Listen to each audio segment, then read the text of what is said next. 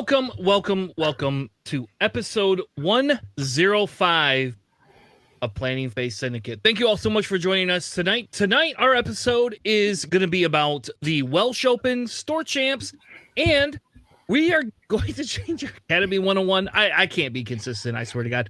But we're going to change our Academy 101 tonight, and we are going to be talking about new player list building and how to have that conversation, what you should be bringing, what you should be doing, all those fancy fun things. Because essentially, I had an experience this week at my locals, and you'll JJ and Alex will be able to pick on me here in a few minutes.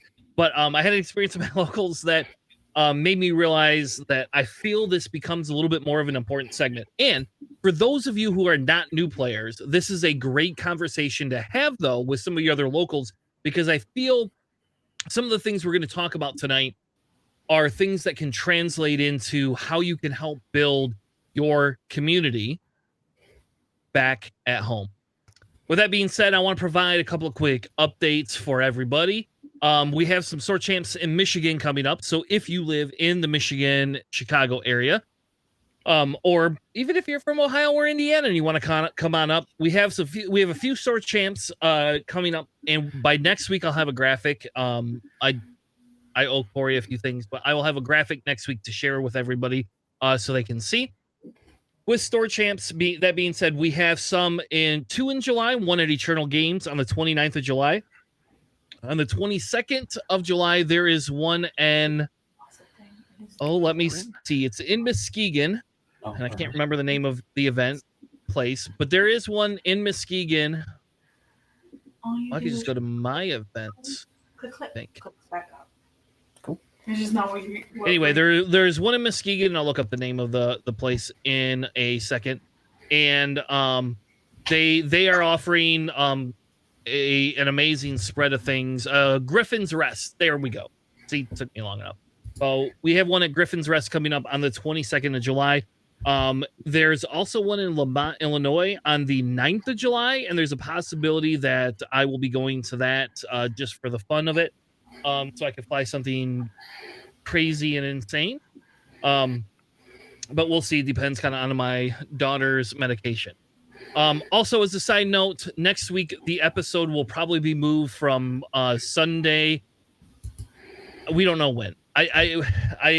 We honestly don't know. With 4th of July week, it's really going to be weird. And then over the weekend on Friday, I had another tragedy happen in my life. I had a close friend of mine that I knew since high school pass away. And I was very close with their family. They were kind of like my second family growing up. And his funeral is going to be on Saturday, and I'm a part of the funeral, and the viewing is going to be Friday. So my Friday and my Saturday are booked, plus my company has go live. And then we have the holiday coming up immediately after that. So I cannot guarantee we're going to do an episode. We might try and air an episode, but not do a live one later in the week. But I don't want to ruin anybody's 4th of July plans and stuff like that. So we tentatively are probably not going to have an episode next week.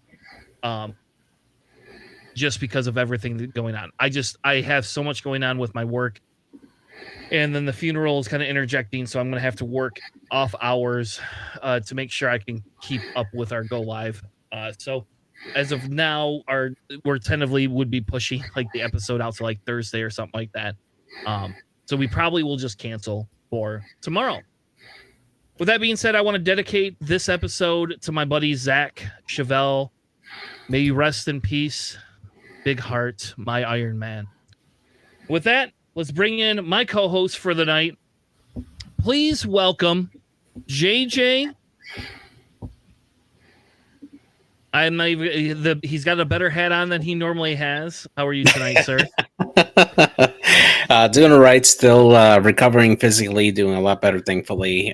Just excited to be a lot more flexible, not being constant pain, and just want to get some more X-Wing, man. And I got to say, if If you guys have not been following or you're not signed up to be part of the Nickel City League, I got to say season 4 is going to be the biggest season that Nickel City is going to have for their online league. We got a ton of players, 114 players last count that we had. The draft is shaping up to be one of the best drafts that we've seen for this league, and it's exciting to see all these new teams come up with all the new intros that's coming in, and it's going to be crazy good for this draft that's coming up in August. I'm excited for the Nickel City League.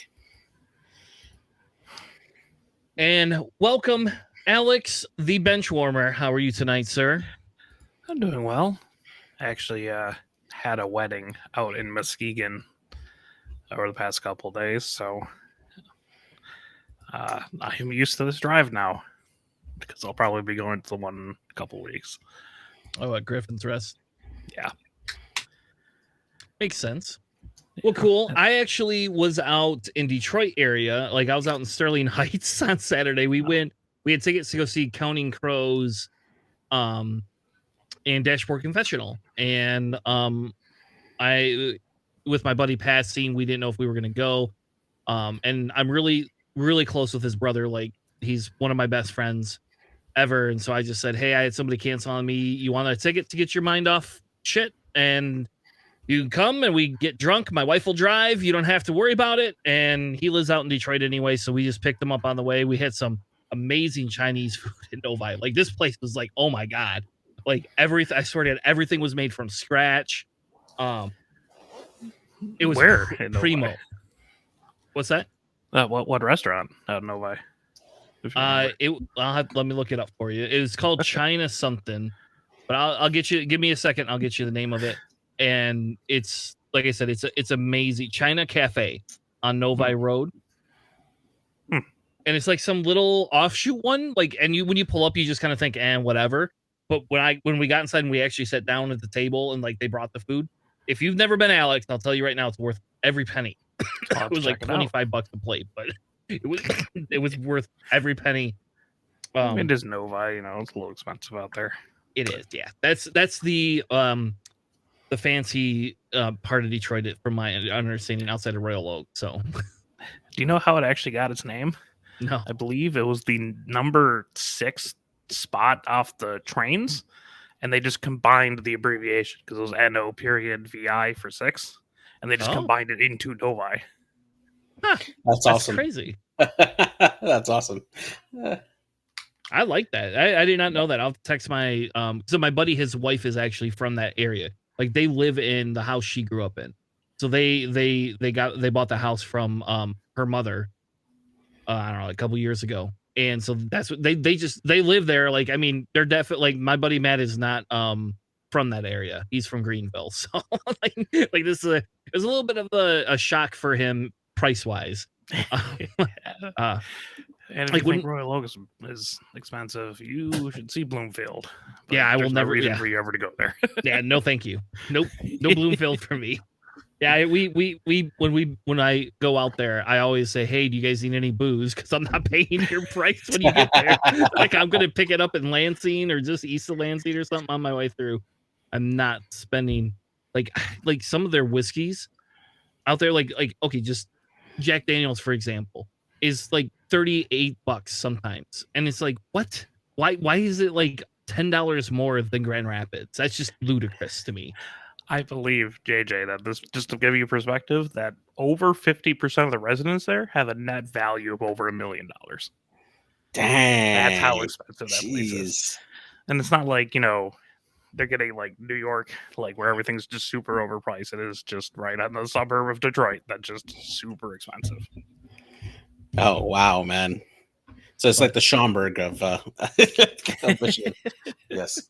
But if you've never been there, I don't know how far you live from Novi, Alex, but if you live close enough, you should 100% check that restaurant out. That was definitely like, I don't know. I drank cider instead of whiskey at the concert because it was $21.75 for a double shot. So 2 shots in a Coke that's about this big was $21.75. Dang, And they blame millennials for like not having beer Money, like, right? at concerts. They blamed them for like millennials not buying beer, and it's just like, no, when your beer's $20 a pop. Yep. I'm The just gonna cider go get was drunk in my car. $15.98 or something like that. It's ludicrous.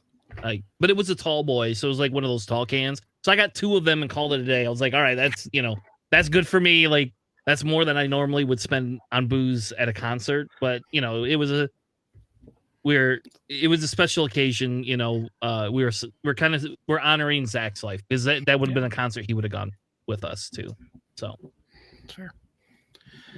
all right. Well, let's begin. Let's begin. Do we have any other? We don't have any other announcements, I don't think so. Why don't we do the beginner list segment first? So I want to do our Academy 101 segment, and here we go.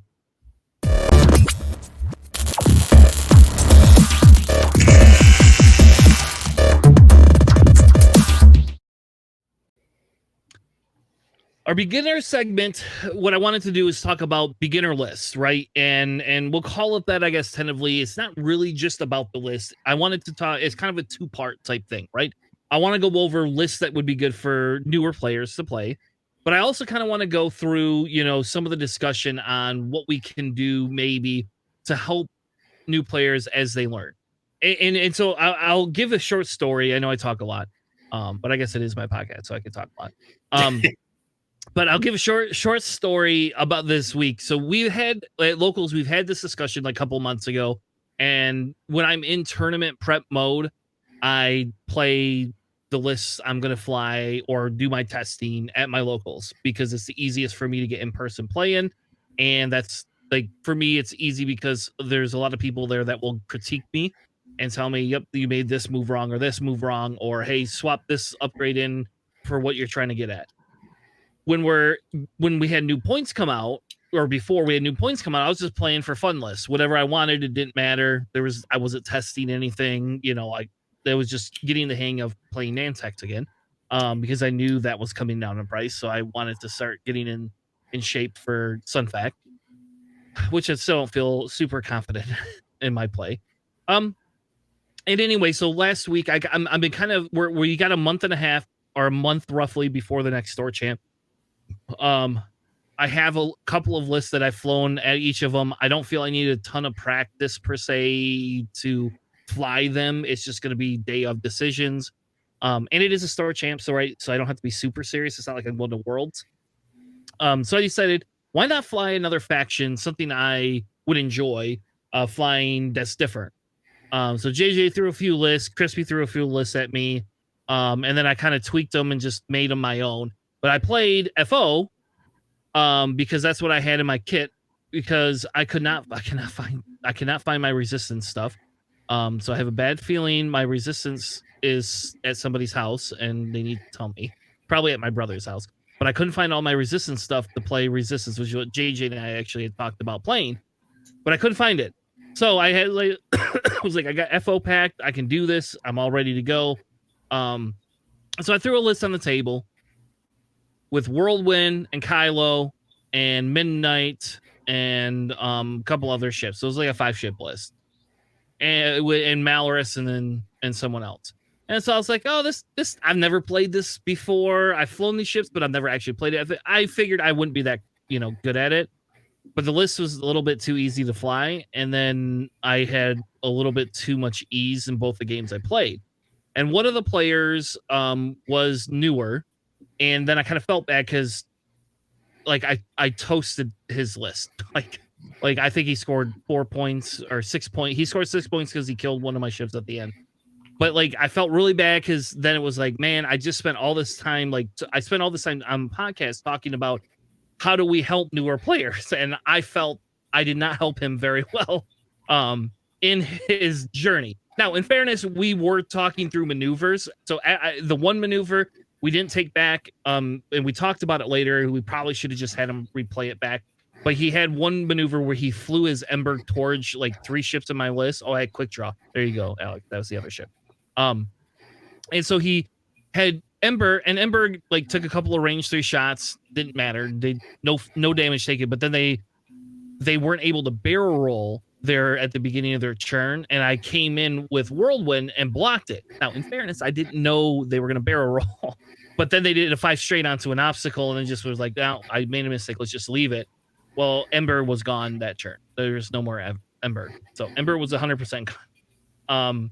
In that list, and then so then later on we were talking through some maneuvers. I'm like, "Hey, you don't want to do that. I'm telling you right now." But it's really hard because if you think about it, like I know what my maneuver is, and I'm an I6, so I know, like, I could tell you shouldn't do these because I know what I'm going to do, and it's going to wreck you.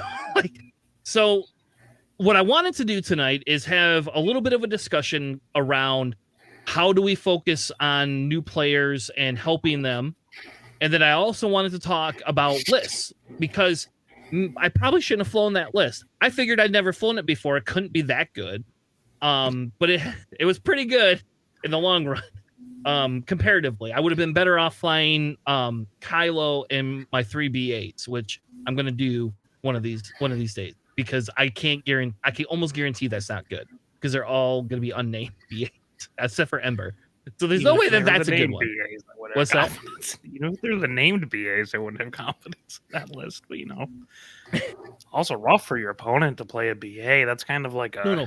Me, I'm going to play it. Well, I understand that, but I mean, like when you were telling your story about the person flying Ember, that's it's a rough. Yes, it's a rough ship to start. A lot of decision points there. There is. You're right. Yep. And I think, some of it is, I mean, in fairness to him, he did play in our Sir Championship, that we had earlier in the year. And, he has been playing, and he plays really well. Like, he in fairness to him, he does play very, very well, like, for somebody that's played for 2 months, So, but, and some of it is so what I want to do is, like, have that conversation around, can we help guide them? Can we help give, like, here's where you can kind of get a jumping point off. And then we could talk through, if they want to fly Ember, hey, that's okay, right? Like, let them fly what they want to fly. I mean, a lot of people like to fly Vader, and if you don't fly Vader 100% right, he becomes dice dependent. And when he becomes dice dependent, you feel really bad because it's like, oh, there goes 6 points of something that probably shouldn't die that quickly. I played the person that you played against. I played him in your store champ. Oh yeah, and this was the first time he's ever experienced Ray.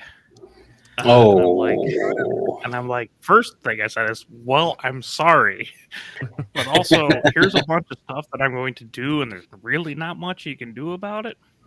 But like after the game, I'm just like, hey, I did this decision here because you set up this way, and this decision here because you set up this way, and then you split. What you want to do is you set up one ship on this side, one ship on this side, and these ships kind of somewhere around here, and then like just try to go from there, man.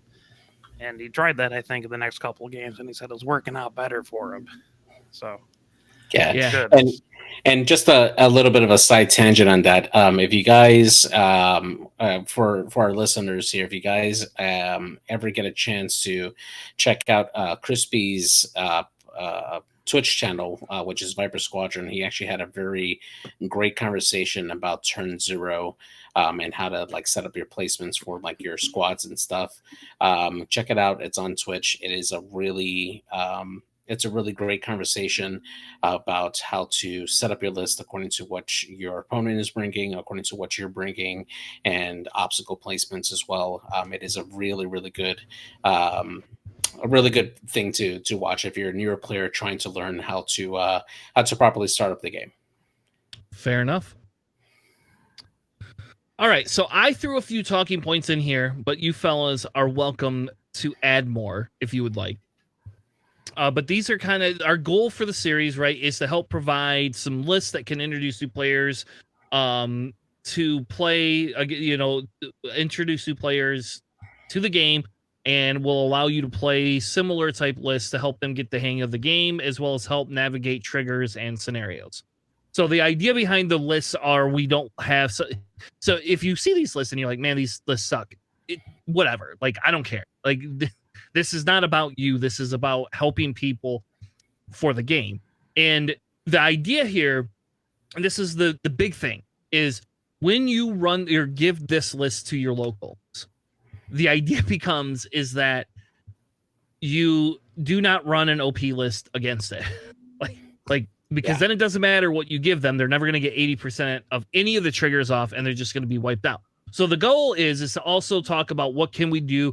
Can we give other lists that might be less OP that can be used against some of these other players that feel not as aggressive for it.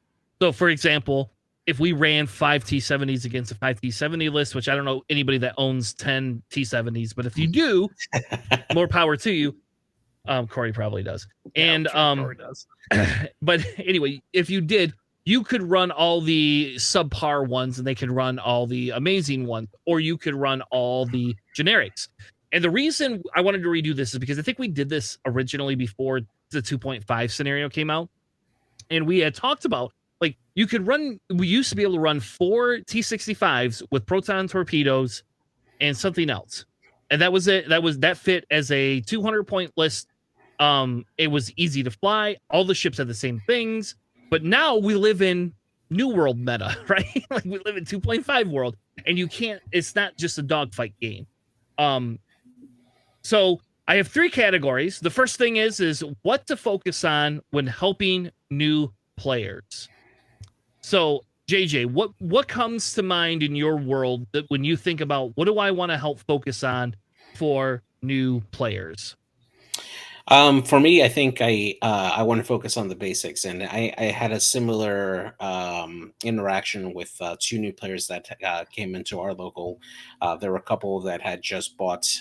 They originally came to the store. They were interested in the game. Me and another player brought out lists for them to play out and for them to try out, and then they jumped into the game and bought the new starter sets or the new core sets for Rebel and Empire, so that way they could play against each other with using those lists on there.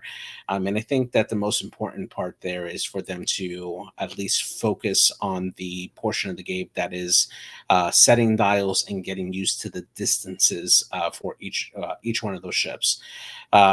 Later on, you can add the additional layer of what the actions are and kind of walk them through those different interactions for it.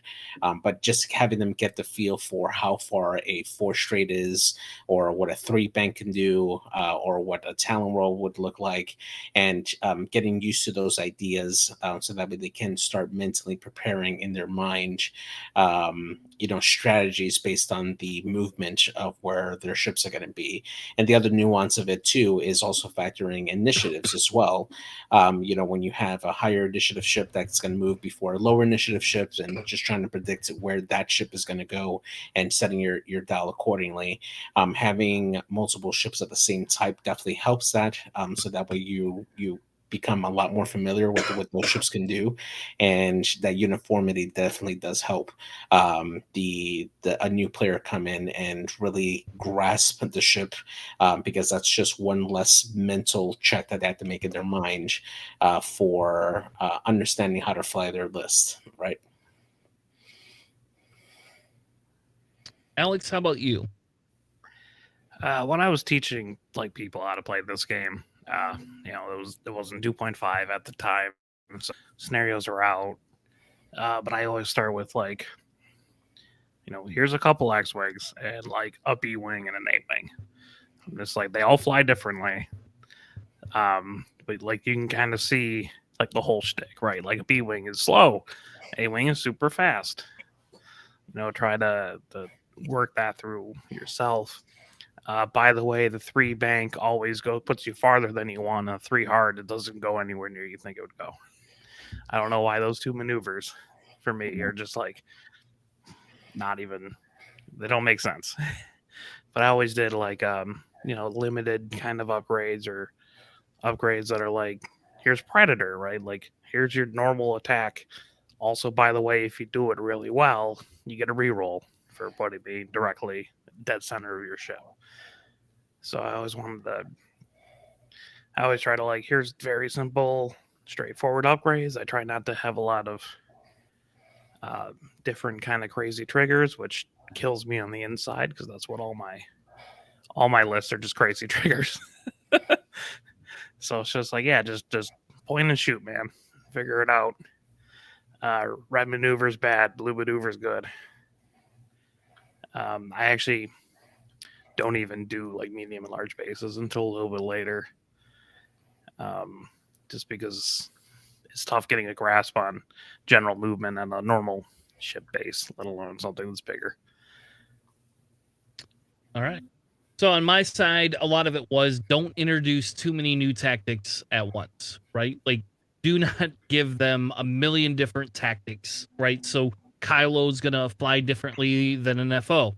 Great. But don't give them Kylo, FO, and then an SF, because the SF and the FO might confuse because they look identical, but one has better agility, one has less agility, type thing. So just be careful. And I think you can layer these tactics, right? So you can layer different ways to play the game and how other people think. Which leads me to another point, right? Open dialogue.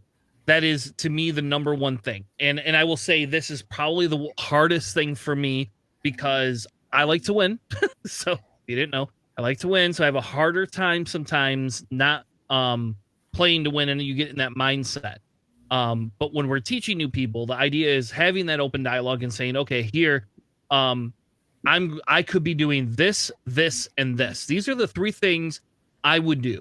And then just say it, right? Because what's the worst that's going to happen? They're going to pick one out of the three to block, and you do the opposite one, and great. And if they block you, then you can say, hey, good job. That's you gravitated towards that. Here, let me explain to you why that is actually a very suboptimal move, and you should not just choose that because of that. So you can use both sides for a dialogue piece. I agree with the not too many triggers. I agree with you on that one. I also put on there, stick with one scenario for at least a few matches. Yes. If not for like a couple of weeks. Because familiarity with the scenario makes it so much easier in the long run.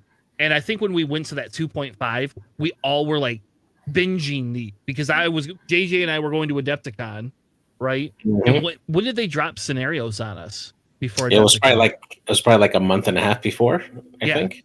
So we had 6 weeks to prep and learn scenarios and learn how to fly them and do all these other things. And I don't think we were smart in how we practice. Hence why JJ and I did not get above 40. So we'll just state that. Neither one of us got over top 40. So at least the first day. But I think that was the biggest thing is we would try to play all the scenarios. And then we would ignore chance engagement because we're like, it's just dogfighting. But it's not. Folks, it's not just dogfighting. There's a little bit more that goes into it. And there's actually... The longer I play chance, the more I feel I need practice in it because it is not a dogfight scenario. It is a scenario where you have you can actually do mind games in that scenario so much more than you can any of the other scenarios because you have to be at range, the center of it. And if you're not at the center, so if your opponent sets up correctly, they can make you think like they're going to blow anything up that goes into the center. So you put a few more ships in there, and then next thing you know, you're getting pincered by some aces, and then you're cursing or a Ray that decided to go down the side of the board, and then Ray turns in, and next thing you know, you've got 4 dice double modded throwing at you with force, and you just start cursing and blaming Finn for Finn's bullshit and all of that. Any other ship, it would be terrible. And then the last thing I have, and we can move on to the next point, is review the pros and cons, the positives, the negatives about different interactions and options. So when they make the maneuver and they are sitting there and you're like, okay, are you thinking about whether you need to boost focus?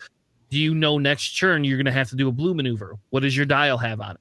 Oh, you only have 2 blue maneuvers. You're not a bloody A-wing. You know what that means, right? Like, what this means for you. You cannot, where are my ships going to be? Do you want to be stressed because you might want to get behind my ships, which would be beneficial. Unless it's quick draw, then, then it's not beneficial. But most ships it is, right? So anyway, those are the type of things, having an open discussion and dialogue while you're playing and saying, hey, take that maneuver back, or hey, this is the action I would take, or this action has this probability of success for this and this probability of success for that. And then what does it do for your next turn? So do you put full obstacles, like all 6 obstacles out? yes, I think you do. Yes. Yeah. I think it's I think it's let's douse them and don't fucking hit obstacles right away. I should do like 3 or 4 for the first couple of games, and then because Trial by gonna fire. hit it. They're gonna hit it anyways. I might as well like make it devastating to them. Yeah, what I've done outside of the one Ember situation, outside of that, and going back on it, I probably should have been more forceful in saying, "Hey, you should take that maneuver back." But they were kind of like, "Nah, I made a mistake. Let's punish me." But it's like, well, in fairness, that didn't end the game, but that puts me on a 5-point trajectory that you don't have now, and that's bad. 5 points is 20% of win ratio in one turn. To just gain is huge. And we actually could do a segment on that. Like when you start seeing point swings based on the rest of the table, like does your probability drop and what do you have to do to fix that? So JJ, make a note. That's a good scenario or a good topic we should have next month. Anyway, so to answer your question, no, Alex, I would rather just let them take the maneuver back and redial in the maneuver, which I have done. Like, no, you made a big mistake. Just you don't do the 2 bank, do it too hard. And if you want to get arc, then go ahead and boost. That type of Fair thing. enough. I almost never like tell them to take back the maneuver unless it's something like super egregious. It's more like, yeah, next time don't hit that rock. I understand. Like, there's not a lot of them on the board, man. Come on. Yeah. Sorry you did that 3 hard. That never makes any sense. Oh, you want to know something? Okay, I guess I'm a tangenter, but I did not think about this. But somebody, so that gentleman goes, "Hey, when I do a 3 hard, is that like doing like a sideways range 1?" And we measured it, and it's pretty bloody close. And I never thought of that. And I was like, yeah, it is. That's great observation. That's huge, because if you think about it, and this is somebody that's taking what they know and using it to level up. Like we always talk about obstacle placement, right? And like the 5K and how technically you move your obstacles in just a little bit. That way you don't accidentally 5K your ship off the board. I know we've had that discussion before. But I never thought about that. Like if I want, when you're measuring your arc, you can measure all the way out and you'll know where a 3 hard is going to put you. You could make it so you never hit an obstacle if you measure like that. Crazy, right? Never thought about that. Well, first I have to know how far a 1 range goes. I can't picture that in my head. I couldn't either. And then like he's like, yeah. And so I was like, all right, let's measure it. And I was like, yeah, you're right. That is. Yeah, good job. Like, yeah, I forgot there's like other places that have the math of like how far like base length wise things go like that. But yeah, that's interesting. I didn't think of that. Well, we were talking about when you do a 5 straight, what is that equal on a range ruler, right? So like people probably think it's odd, but I will measure when we don't have shots. And I do that because at a range 2, I know that's a 5. That's going to roughly put me at a 5 straight. And therefore, it helps me in my head. So I know if they know this too, that they know how to block that. So don't do that stupid maneuver, Chris, because you're just going to get blocked and you're going to be you're going to regret it. Same thing with like a 5K, like that range 2 tells you information. So that's actually what triggered that whole conversation with the range 1 and the 3 hard. And I just never thought about it. But we'll do, you know what? Maybe we'll get it on screen. JJ, make a note. Next episode, we'll do that on TTS as like. Well, that also changes for like medium and large bases, right? Like that's not going to be a 1 range, so that's kind of wonky. Because like a 1 hard with a large base actually overlaps where it was previously, and that's the kind of weird part about it. Yes. Yeah. No, you're right. It's for small base only, 100%. But that would probably be a great segment. Like, what is the math of your maneuver? Mm-hmm. So let's do that segment. Yeah, right, that's definitely a great skill to have when you're learning the game, is to especially when you're trying to gauge how fast your ship is going to go. Just being able to use your range rulers when you're measuring for attack ranges and memorizing that that is a very, very great skill to have early on, especially if you're looking to be a competitive X-Wing player. I mean, it's just so crucial to have. Yeah, I usually tell them like, hey, one speed, that's like one whole base length. I don't Yeah. get like super into it. I'm like, so if you can kind of picture just moving one up, like a 2 straight, that's 2 base lengths maneuver. That's the only complicated mathy part I get to them when they're starting. Yeah. All right, let's move on. Now that I went on that 5-minute key concepts to focus on, and I think we've kind of talked a little bit about that. But Alex, what are the key concepts that you're focusing on as you're training somebody, and when you're working towards building a list that will help elaborate these specific concepts that you're looking to teach them? Yeah, I like giving them like different attack values. Like this is an A-wing; it doesn't hit nearly as hard as this X-wing. I give them a lot of rebels, just mostly because people can't grasp like not going one straight. So that's my experience with that. I'm like, yeah, some ships hit harder than other ones. And this ship has a lot of agility. This ship doesn't have a lot of agility. Hey, this ship's very fragile. This ship can kind of tank it. This ship doesn't hit too hard. I mostly just focus on like most ships are the same except for like these 3 quantities. And then it's just like your dial, your agility, and your attack. So it's just like give them something straightforward, like an X-Wing. And they're like, don't die. And then here's an A-Wing. Go fast. Try not to die. So that's mostly what I try to work on is just like, here's how like these ships are different. They're the same, but they're different. Actually, I really like LOAST as a teaching tool in the T70 because you pair them up with some other T70 and you're just like, this one can do white talon rolls. So you're going to play like you will naturally realize that this ship plays dramatically different than the other one where that's stressed. I mean, that's your whole ability. You're not really getting anything bonus off of it, but I just like, here's white talon roll. Here's some guy that I don't know, an easy T70 changes a blank to a focus. You have an EMI. If you hold on to that focus token, don't spend on defense, you have a stronger offense. If you're LOAST, you can do crazier maneuvers without stressing yourself out.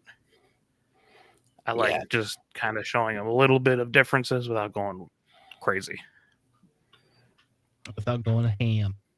Yeah. Yeah, let me tell you about my Saint Council. You pull off the strain and the stress with Hound at the same time you do the R2D2 with the Obi-Wan is regenerating this focus. Right, just give a free focus. Yeah, easy. No. JJ, what about you? I think some of the other things too is just identifying synergies between pilots as well. I think that early on, if you're giving a player list that really complements each other, for instance, like if you have Hera Syndulla A-wing with like a Wedge Antilles X-wing, for instance, right?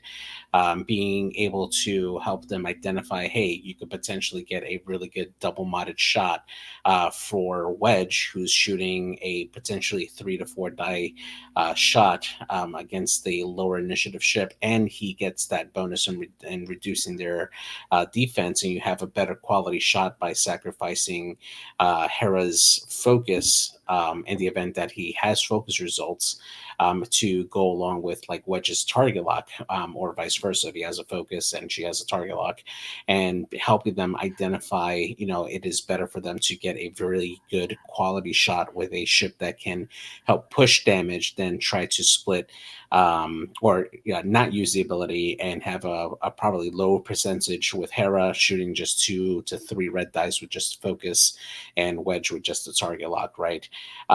Like helping like realize those type of synergies. Same thing with like with like the Republic, showing them if you happen to be using the Siege of Coruscant versions, helping them use like Born for this to help pass along tokens defensively between the ships, and helping remember those triggers. Inevitably there's sublists that are going to have a lot of triggers, and if they're starting out, be a good player, be a good teacher, help them remember those triggers, especially if they're still learning the game. Helping them out is something that will hopefully help stick that interaction in their mind for the long term, and that way they can understand the list better. I think that's a really key tool in helping them out in the beginning, is making sure that they understand every interaction that could possibly happen when they're playing their list, and taking the time to talk out every interaction as well, just to make sure that they do understand their list and where it could be strong. All right. The other one that I had in there, I think we touched on the agility and attack value. Support ships, how they function, is a big one to me. I will disagree a little bit with you in wanting the synergy piece. I feel having standalone pilots that do not require synergy will help. I think you kind of go both ways with it. Maybe it's two different opportunities to train with it. I will again really say limited upgrades. Like, do not give them 10 cards on Han. Like, just give them 3. Give them 3 cards on Han. Let Han just have 3 BS cards and be stupid OP if that's what you want to do. So I do have a question for you guys on that. Do you think that the standard loadout cards are a great way to introduce a newer player into the game versus just giving them like a custom pilot with upgrades? The starter pack or like the Siege of Coruscant? Yeah, like Siege of Coruscant or Battle Yavin. Because like I don't think like the Siege of Coruscant, the Battle of Yavin, some of them are solid. Like you have to curate them, but I think the ones that have the starter pack are much easier to grasp, just in general. So like if I were to give someone like a standard loadout, it'd be like more starter pack Luke, where it's just like, yeah, just take this instinctive aim and do whatever, as opposed to like the boy Luke, who also has instinctive aim, but slightly different, some like the boy cards are pretty strong, but they'll also have like the SOC will have Born for this, right? And that's not technically complicated, but a little bit like iffy if I'm introducing the game, if that makes any sense. Yeah, that's fair. Yeah, I would say I'm 50-50. I feel once we get all the starter packs and we can actually look at them a little bit more, I do feel that those are probably going to be easier for them to pick up. I do not like standard loadout cards. I'm sorry. Like I don't know if it's ingrained in me to not like them, but they drive me nuts, I guess. Because that's the part of the game I like, is somebody else building me an amazing list that I can kill people with, which is usually JJ. That's what JJ's for. like, give me something that I can't just pull out of the box. I will say, for at least setup, like getting somebody who's never done any setup, it's a lot better. It's so much more amazing. Like, they really are. Like, we've gone to the what is it, Infinite Arenas cards and like printouts and things like that, because it's just like, here you go, so much easier. This is like a lot better of a way to do things, I think. But I don't know. That's kind of my stance on it. I won't disagree. I do kind of think that they're probably easier to use, but I think we'll see once we get a few more packs which way it goes. What were your thoughts, JJ? I think they're a good tool to start a player off at, and I do agree with you, Alex, that the standard loadout cards for the starter pack are better to help teach the game versus the like Battle Yavin and Siege of Coruscant versions, just based on the experience that the newer players had when we played them.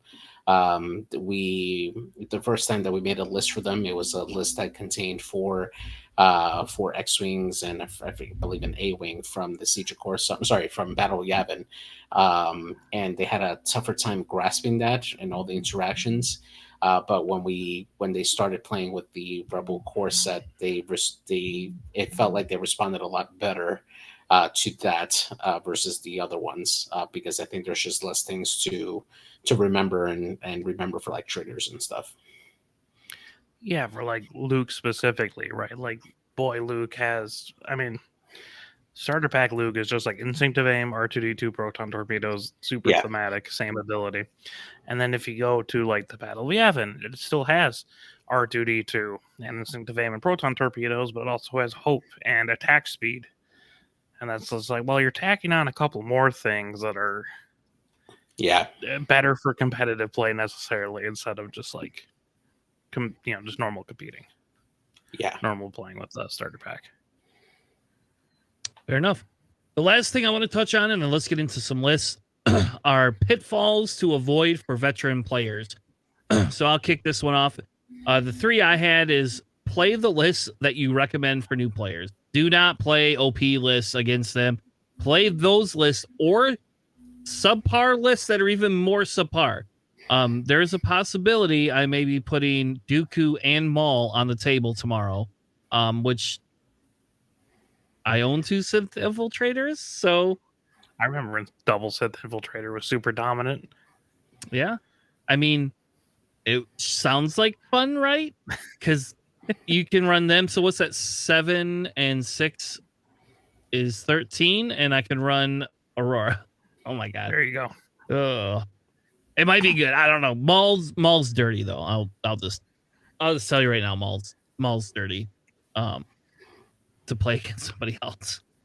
Anyway, Yeah. anyway, whatever.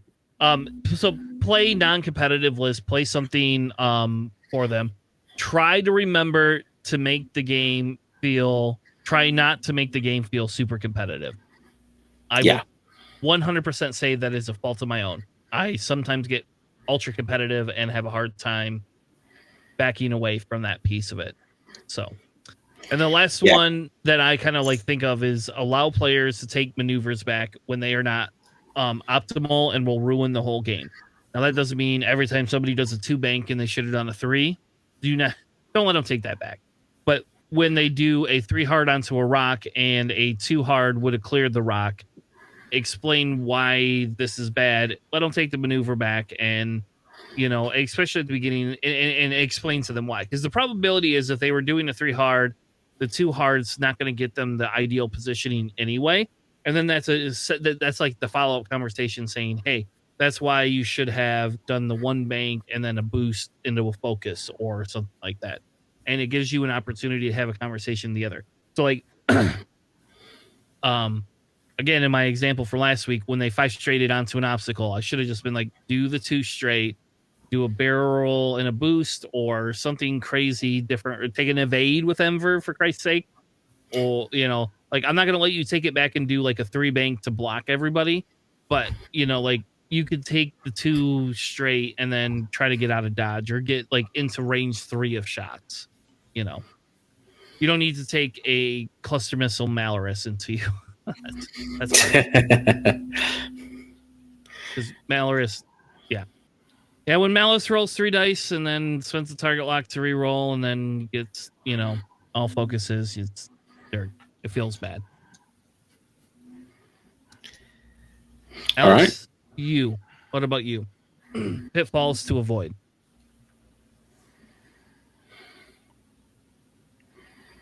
Oh, me? Yeah. Sorry.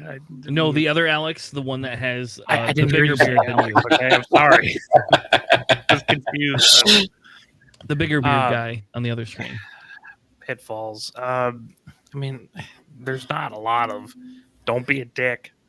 Don't play something stupid, like stupid strong, and don't play your list have really complicated triggers that are very like unintuitive. That's I can't really. Yeah, I mean, that's basically all I got. Just let them do what they want and tell them that they're just bad at this game because they roll bad. Yeah. For me, I think part of the pitfalls that you want to avoid is playing certain pilots that could be potentially like a negative player experience. Circle Mux. Torkel. Torquil Mux is definitely one of them, or Finn, in the pod as well. Definitely could be really frustrating as well. I will always remember the one time, and I'm going to say this story, and I'm going to bring the caveat on why. So I will never forget the first time that I was kind of introducing you to Num and the resistance, and just doing the whole pattern analyzer trick. And just the rage that I invoked when I did that. But part of the game too is like making sure that if you're going to have somebody that's newer to the game that you're planning um to just help develop and help them understand different interactions with pilots and their abilities and the things that they can do. Just make sure that you do it in a setting that is where you can have a good conversation, have a bit of fun on it, and let them know what's going to happen and walk them through the whys on how certain things work. Just so you're not catching them off guard, and then you just leave with like a negative play experience, and they just walk away from the game because they had that experience with you, right? So if you're going to play a list that has a pilot or has a certain interaction that could be a potential negative play experience, just know your audience, right? You don't want to do it to like a brand new player who doesn't really know, and you just completely catch them off guard because they didn't understand that particular interaction with the list or with a particular pilot, and they might end up not coming back to the game. So don't fly Sunfuck, and also don't tell them that there's an errata on errata Sunfuck. Exactly. That sounds pretty bad, buddy. I don't know. I would have fun with it, but then I would probably get in bad habits with it. So, all right, let's do a few lists here. We're gonna do a few lists. Talk about different lists. I don't know. We could go as far into depth with the list or as least into depth as the list. I don't know. Like there is some analysis. I literally we could spend a whole episode. We could even just avoid Star Champ discussions if we really wanted to. But there is some unique stuff that I really wanted to cover tonight. But so you guys will just have to feel out how you want to run the list piece of it here, right? Yep. So Alex, the first list that we have is a resistance list for it. So why don't you run the list down quickly and then kind of give some highlights why you feel this would be good, if there's any little sub changes you would make for a new player, not for an Alex player, that you would make for it. Because I know you would say, hey, let's not run LOSD when we could run other things. No, I was just talking about how great he is. Yeah, so this is LOSD with Predator and M9G8. I actually think M9G8 might be a little bit too out there, honestly, for like a new player, but maybe they played a lot of games. This is 9-Nub, Heroic, Pattern Analyzer, R68, HLC, Boosty Snap, Wexley with Heroic, Pattern Analyzer, R4, Veniza Doza with Barrage and Munitions Failsafe, and then Merle with Heroic and ATP. I like the idea of pattern analyzers and like Heroic and like HLC. Like I like the rewarding someone for bullseyeing someone. Like gives you like a feedback of like, hey, if I think about this maneuver, where do I think their opponent's ship's going to be in, and then kind of work your way through that with like HLC or R6D8 or Predator and stuff like that. Merle might get a little bit weird, just because it's just like, hey, you bullseyed my ship, so now you roll less dice, but it's only out the range 2 kind of thing. Yeah, don't block someone in this list where they're forced to shoot ATP at range 0 either. That's a dick thing to do. But it's solid. 9 with pattern analyzer might be a little bit too out there, just in terms of, hey, now you can get free actions because of a weird rule interaction kind of thing. But 5T70s or 4T70s, like an A-wing like this, is a solid like starter list. Yep. And you could always switch knee nub. Like, I hate knee nub personally. Like, if I were to run this against somebody else, I would switch knee nub out because I feel knee nub is dirty. But either which way, you could switch knee nub out and then throw 2 other T70s in there. You could switch knee nub out and then have Lulu. And Lulu, I don't care what anyone says. Lulu is fun to fly no matter whose side you're on. And Lulu or ZZ. Lulu, Yeah, ZZ would I make like sense point wise. But you could switch. You could move down to Karakun or Jess, and then I could fly Lulu. I don't care about ZZ. I'm sorry. I don't. Hopefully Nabi doesn't listen to this episode, but ZZ is like whatever. Like, I'm sorry. Like, I just when ZZ comes fantastic. down to Shouldn't be 5 points. Might be a little too good at 4. Yeah, that's the problem. ZZ is like that in betweener. ZZ is great for a new player. Just get a free focus or evade after they shot at me or I shot someone. True, that is true. You're right. That is true. Yeah, I'd actually probably just straight out switch 9 nub for ZZ and then change M9G8 on LO to like HLC. Nizadoza is a little bit weird too, just like the concept of shooting out the back. So maybe like a Nemi might be a little bit easier. That way, just like on offense, change a blank to a focus. Look how good that is. Yeah, that is true. I do like Doza though, because I think it gives them the ability to see other styles of play. Like I don't know. I've been very high on Doza ever since she came out. Personally, like I thought she was one of the better pilots that we got in Resistance out of that pack. Personally, so I don't know. I think it's the reason why Doza can be good is because it gives them the opportunity to shoot. How about that, Alex? There you go. That's the difference. Is you have the focus token. You get the opportunity to shoot no matter which way you're pointing, baby. So you make a mistake and you still can shoot. Yeah, zoom past them. Hopefully they're not range 3. But you kind of get that with an A-wing too, you know. You do, yes. Yeah, you do. And so you can. But that's why Doze is in this list, is because you have the ability to have time on target that you don't get with every other ship. So that's part of the reason behind that. So JJ, why don't you tell us about this Rebel list? Yeah, absolutely. So we got here a Rebel list starting with Luke Skywalker with the Battle of Yavin version. He has Instinctive Aim, Attack Speed, Proton Torpedoes, and R2-D2. Gina Moonsong in the B-Wing with Sync Laser Cannons, Fire Control System, Seismic Charges, and the Stabilized S-Foils. Saw Gerrera with K2SO and Kanan Jarrus and Pivot Wing. Wedge Antilles in the A-Wing with Predator and Marksmanship, and then Keo Venzi with Lone Wolf and Concussion Missiles. Definitely a very solid list here.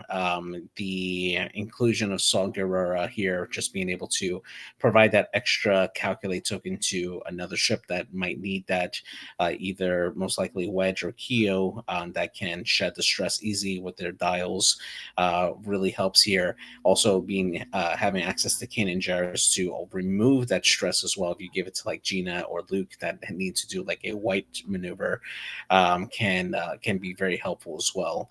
It is a very solid list. The more damage you do to these ships, the better they do with Saw Gerrera, giving them those extra rerolls, and you can fly it a lot of different ways. You can be a lot more aggressive if you want to do like more dogfighting scenario, or this is a great scenario teaching list as well, since it teaches you to prioritize objectives with certain ships versus others, depending on the scenario that you're playing. This list is so complicated for a beginner's list. It is definitely a little, There's just a lot of things going on. Like, are you gonna teach a new person who's never played this before what a side slip is with like EO?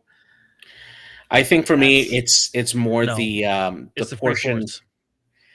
Yeah, the free force, that, and the other part of it too is also teaching them system phase maneuvers with or system phase triggers with K2SO. It's a very simple trigger for them to learn.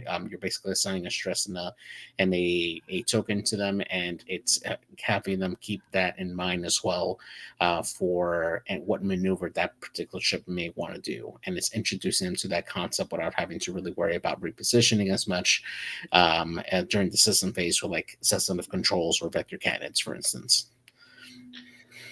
Yeah, I don't know. K2SO seems like that can be like a real feels bad moment, or not a K2SO. Well, a little bit of K2SO too if they didn't dial in the blue. But like Gina, I mean, like the force pass off a stress if like you already stress someone out and then now you're forced to double stress them, and that's kind of rough for people who just like happens to be, they flew their B wing a little bit further away. Now they have to like pass that off. Like it's solid. I mean, like I like the list variety. I like that there's the medium base, small base, fast ships, slow ships. It's just I don't know. Some parts in here seem like they're kind of Difficult. complicated. Yeah. Yeah. Well, I think the Kanan is just a force crew. Like same with like Keo gets the force crew. And the idea is you get the munitions with Keo, right? And you're gonna always have a mod for the most part when you shoot. Yeah, and then when they asked, "Hey, how do I get my force back?" Because Luke gets his force back, but Keo doesn't. You can then swap you're out just for like, "Oh, you have to do Sabine this too if weird you maneuver." want, right? You Yeah. can just swap out for Sabine if Sabine it might be the bothers. easier, by the way. Yeah, so Sabine is a good one too, to throw in there. I wouldn't disagree with that. Like Sabine is an easy trade out for Keo. The idea behind this one is the force piece. You're right. It's probably in that list. It's probably confusing because everybody else regens force but Keo. So you Right. can just throw Sabine in there, call it a day. Because you don't have Sabine anywhere else in the list. Yeah.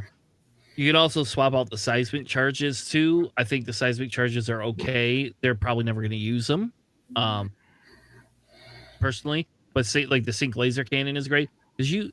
Why did we get that? Sucks. You don't get a crew. I thought you used to get crew on some of those B wings, um, but the idea is a saw can pass the calculate to Gina. Gina has a calculate. They move roughly the same speed because neither one can go very far. um, for that. So, all right.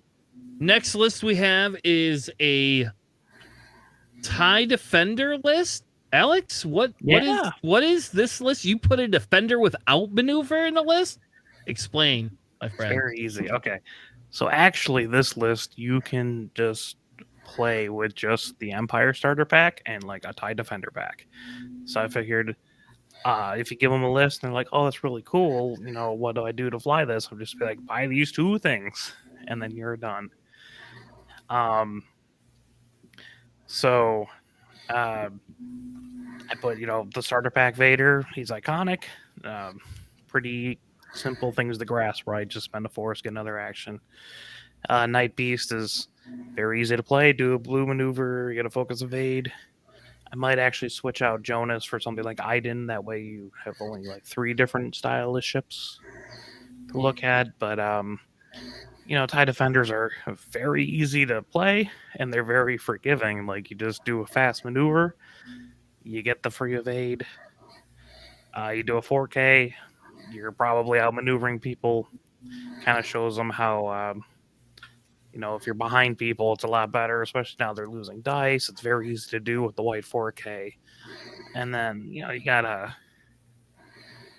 the ships that actually kind of hit pretty hard in this list. And, it's very forgiving. Like, Hate's very forgiving. Predator is very easy to grasp. Feedback ping's kind of weird. So, yeah, actually, I'd probably swap out Jonas for Iden in there. And then that's pretty straightforward. Yeah, I like it. The outmaneuver's a little different. I'd say on Rexler Braff. I get it though. I mean, it's a good concept to instill. It doesn't come with either the Empire starting pack and also the TIE Defender pack? Juke. Oh, or HLC. So you're kind of limited on what you're bringing here with just those 2 expansions. So I just figured outmaneuver is pretty easy to grasp and can be really effective on something like a TIE Defender. so you could throw That's fair. Juke in here. The other thing is, like, my optimal build would be Juke in there, like, Sure. and then you have 6 points to do whatever you want with. Juke I mean, Diamond Boron. Yeah, Good. Diamond Boron's a really good one on Rexler, like really good on Rexler Breath. Yeah, but I figured, outmaneuver's still really good. You don't want to be outmaneuvered by Rexler.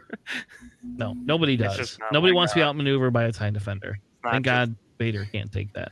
tweaked. Yeah. So Actually, was Vader able to take outmaneuver? He does have a talent slot, the custom Vader, at least. Yeah. No. The Defender Vader. He doesn't have the talent anymore, so no. But before, could you take it before? And I don't believe so. No. Okay. I think he had God. 11 points. Yeah. no, he had Thank God. 14, right? Because you take HLC, Malice, and Juke, so he could have. Oh, yeah. You're right. He could have. Wow. Why Yeah. did nobody do that? Probably because he was let's- more effective with that. Yep. So, Because let's everyone move would on. just immediately target Vader and wipe him right off the board. yeah.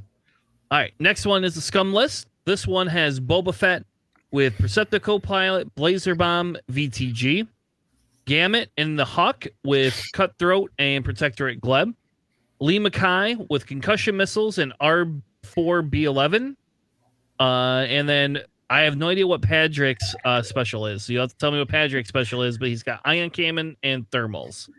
Yeah, so this list is actually two purchases as well. This is Fugitives and Collaborators and a Fire Spray. Padrick is actually probably the most useless ability in the game. It's very impressive.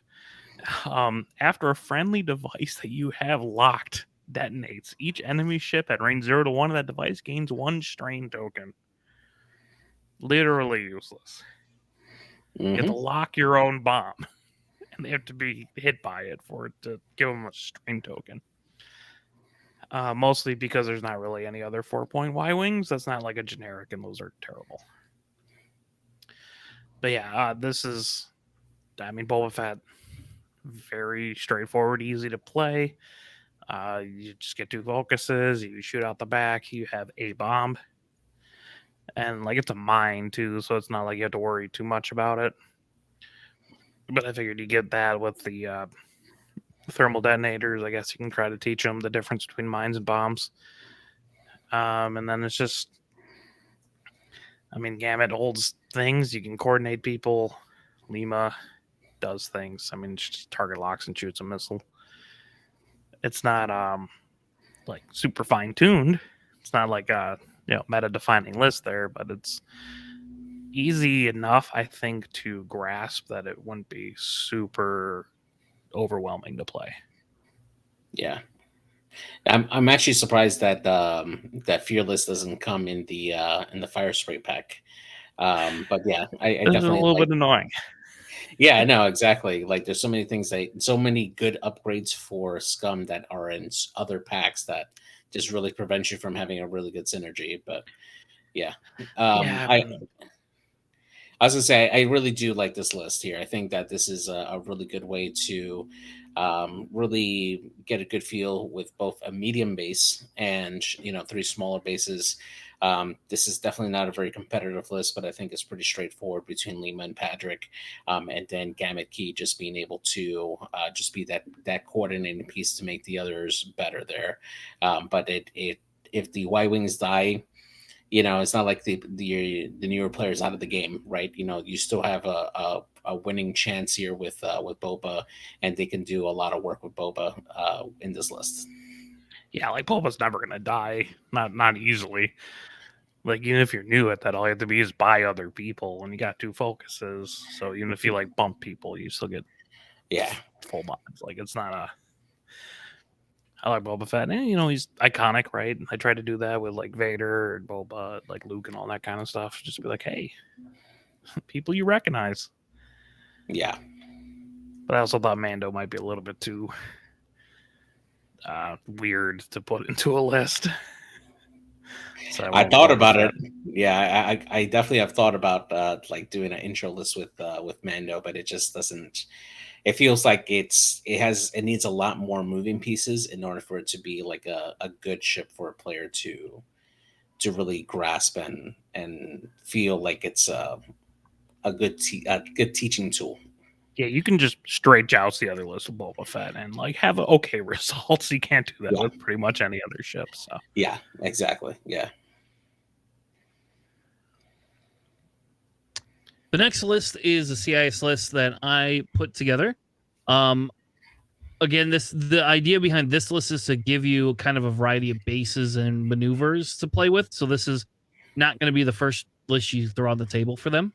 But this is probably a good secondary style list that you can throw into there and get some good results. I have Aurora with Notorious and Contraband, Grievous with Marksmanship, Shield Upgrade, and Pervium Plating. That way, Grievous just doesn't die for them. Hopefully, he doesn't die. And then you have 2 Horror. Is that how you say that, JJ? Horror? Horror. Yeah, it sounds about right. Horror Shell prototypes. Feel like I'm clearing my throat. Discords and independent calculates. And then the Geonosian prototype with multi-missile pods, synced laser cannons, and electronic baffle because you have 2 extra points. And it might be fun to be like, hey, nobody shot at that thing. You can take a damage and clear your stress and do some crazy stuff. I will say that HMP is different because it's going to be harder for them to learn side slipping. You do not have to side slip with this ship at all. You can just never use that card. And the ship can just point and shoot, and it's going to be able to shoot a whole bunch of shit, and it never gets old. Synced and multi-missile pods are redundant to some extent. Yes, I do get that. But at the exact same token, it allows them to make a decision in that second, hey, I'm not getting shot, therefore I can do something different if I want with this. Synced laser cannon means they don't have to take the calculate. You can take a target lock and then you're still do the 1 bank or the 1 straight or whatever and be able to shoot sync, and then you get your reroll and then you get to calculate next turn. And multi-missile pod's kind of the same thing. It gives you a variety of munition pieces to have a conversation about. Aurora, you probably aren't going to go into their Aurora's stuff. It's the force point and it fits in the list. So the reason that you go with these 2, these are the easier droids to run. They're I1s, and guess what? Their abilities almost never get off. So there you go. Like you don't ever have to really worry about their abilities per se. It's really just for the fact that you could take indies and discords. You could change them and not take indies. But this gives a teaching opportunity with that Geonosian, because if they do get free target lock, the Geonosian is going to be happy as hell. So yeah. I think what are your thoughts on possibly maybe changing the discords into energy shell charges instead? You just don't get double calculates. That's all. You just die faster. I don't disagree. Like you could, if you want to go more of a munitions route, that fits better. It's just, it sucks because the only ship that can take energy shells and indies is 81, 081, and no one else. So that's her. Yeah. So it kind of depends on what your goal is in teaching, but energy shells is probably an easier bet. But I will tell you, energy shell, well, I guess then you have the ability to get your ability off because you're not going to be stressed. So that's fair. Okay. All right. JJ, the next list is a FO list. What do we got? Yeah. So this one here I built trying to keep in mind like the minimum amount of stuff that you need to get this on the table here. And I did this keeping in mind the Fury, the first order pack, as well as just 2 TIE FO expansion packs for this one here. So we got Kylo Ren and the TIE Whisperer with Malice, Concussion Missile, Event Optics, and the Jamming Suite. Breach with Feedback Ping, Fanatical, Target Synchronizer, Plasma Torps, and Cluster Mines. Commander Malaris with Cluster Missiles, Scorch with marksmanship and advanced optics, and then Grudge with feedback ping, skill bombardier, cluster mines, and thermal detonators. This one here, I kind of wanted to use this list as a teaching tool for system phase. This one I feel would be more of a third or fourth game type list, where you're trying to introduce the newer player to these concepts of bombs. I think it's a very important piece of the game that they should get to know eventually, and then everything that kind of goes along with bombs, which is why I went for feedback ping on both of the bombers, and then with Breach's ability, that little bit of synchronicity with targeting synchronizer, being able to enable the cluster missile shot on Malorus, or potentially the concussion missile shot on Kylo Ren with that there. I do feel that Kylo Ren is probably a very difficult ship to really introduce to a newer player, just because of all the different combinations of actions, as well as take into account as 3 force. But at the same time, you want to give them a feel for a good ace in this list, whereas the 2 FOs are pretty much point at something and shoot, and the bombers can kind of fill that role as well, and they just leave a present behind once they get past that initial joust. So that's how I designed this particular list. Yep. Yeah, and I changed. Originally, you had Prockets in there, right? Yeah, originally I added Prockets, but I just left the concussions on there just because, borrow it from a friend. Yeah. And I think the idea here is the reason we don't put the Prockets on, A, is because you get a few other things, but B, because lining that bullseye up is very hard for new players. It's not as hard as it could be, but it is definitely a lot harder. So, and the concussion missiles allow for a lot of other things. So I do like this list, actually. I would run the hell out of this list. This list actually might be a little competitive. Maybe you don't need 2 bombers. Maybe 2 bombers is a little silly, but I don't know. That boost drop thing is good. Yeah, the point of this was to try to maximize the amount of what you can from every pack for it. And as the First Order right now doesn't have a starter pack, I think that right now the Fury of the First Order is probably the pack to get if you're going into the First Order. And with that, I wanted to make a good list that would incorporate everything that you would get in that pack, sans the bombs. Oddly enough, they only come in with concussion bombs and electro chaff missile, which is really odd to include in for just those bombs there. But if you've got a lot of locals in your area that have a plethora of different bombs with their tokens and stuff that they could give to a new player, have at it, at least they can have a copy of something for them to run with their bombers, and that way they can get some good practice.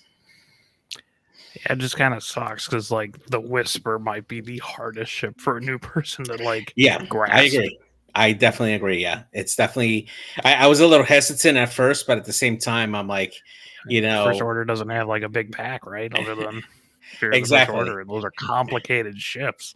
Yeah, and I'm not gonna have them go, okay, get a Z shuttle and go get yourself a TIE silencer, and then go get this and this and this, and yeah, no, it's just easier to just go right at it with this. You need to find yourself a Force Awakens core set. Yeah, exactly. Take those 2 FOs, buy an FO conversion kit, and that's a good start. Yeah, exactly. So the last one we have here is a Republic list. It is 7B Anakin with Juke and R2-D2. Very simple upgrades, trying to go for that. Obi-Wan with shield upgrade and R4. This is the CLT version. I kind of like that as hey, this one ship, they look the same, they fly the same dial, completely different kind of ships, right? And then just 2 arcs. These are the Siege of Coruscant versions. I guess you could do it with Wolf and Oddball or whatever normal arcs. Yeah. Just don't put Q7 on your custom on your custom Wolf. But it's 1 point now. How can I not put it in anything? But yeah, I mean, like if you wanted to, if they, if they're like, Siege of Coruscant, you'd just be like, okay, well, here's like an arc, just you can make those. Just put like R4P veteran tail gunner, and that's just a fine arc. Very straightforward. I actually like this. I like this list. And it can actually do like some work if you fly it pretty well, but it's just like a simple, kind of tanky list that just hopefully you fly Obi-Wan by the arcs and realize that he can support them all.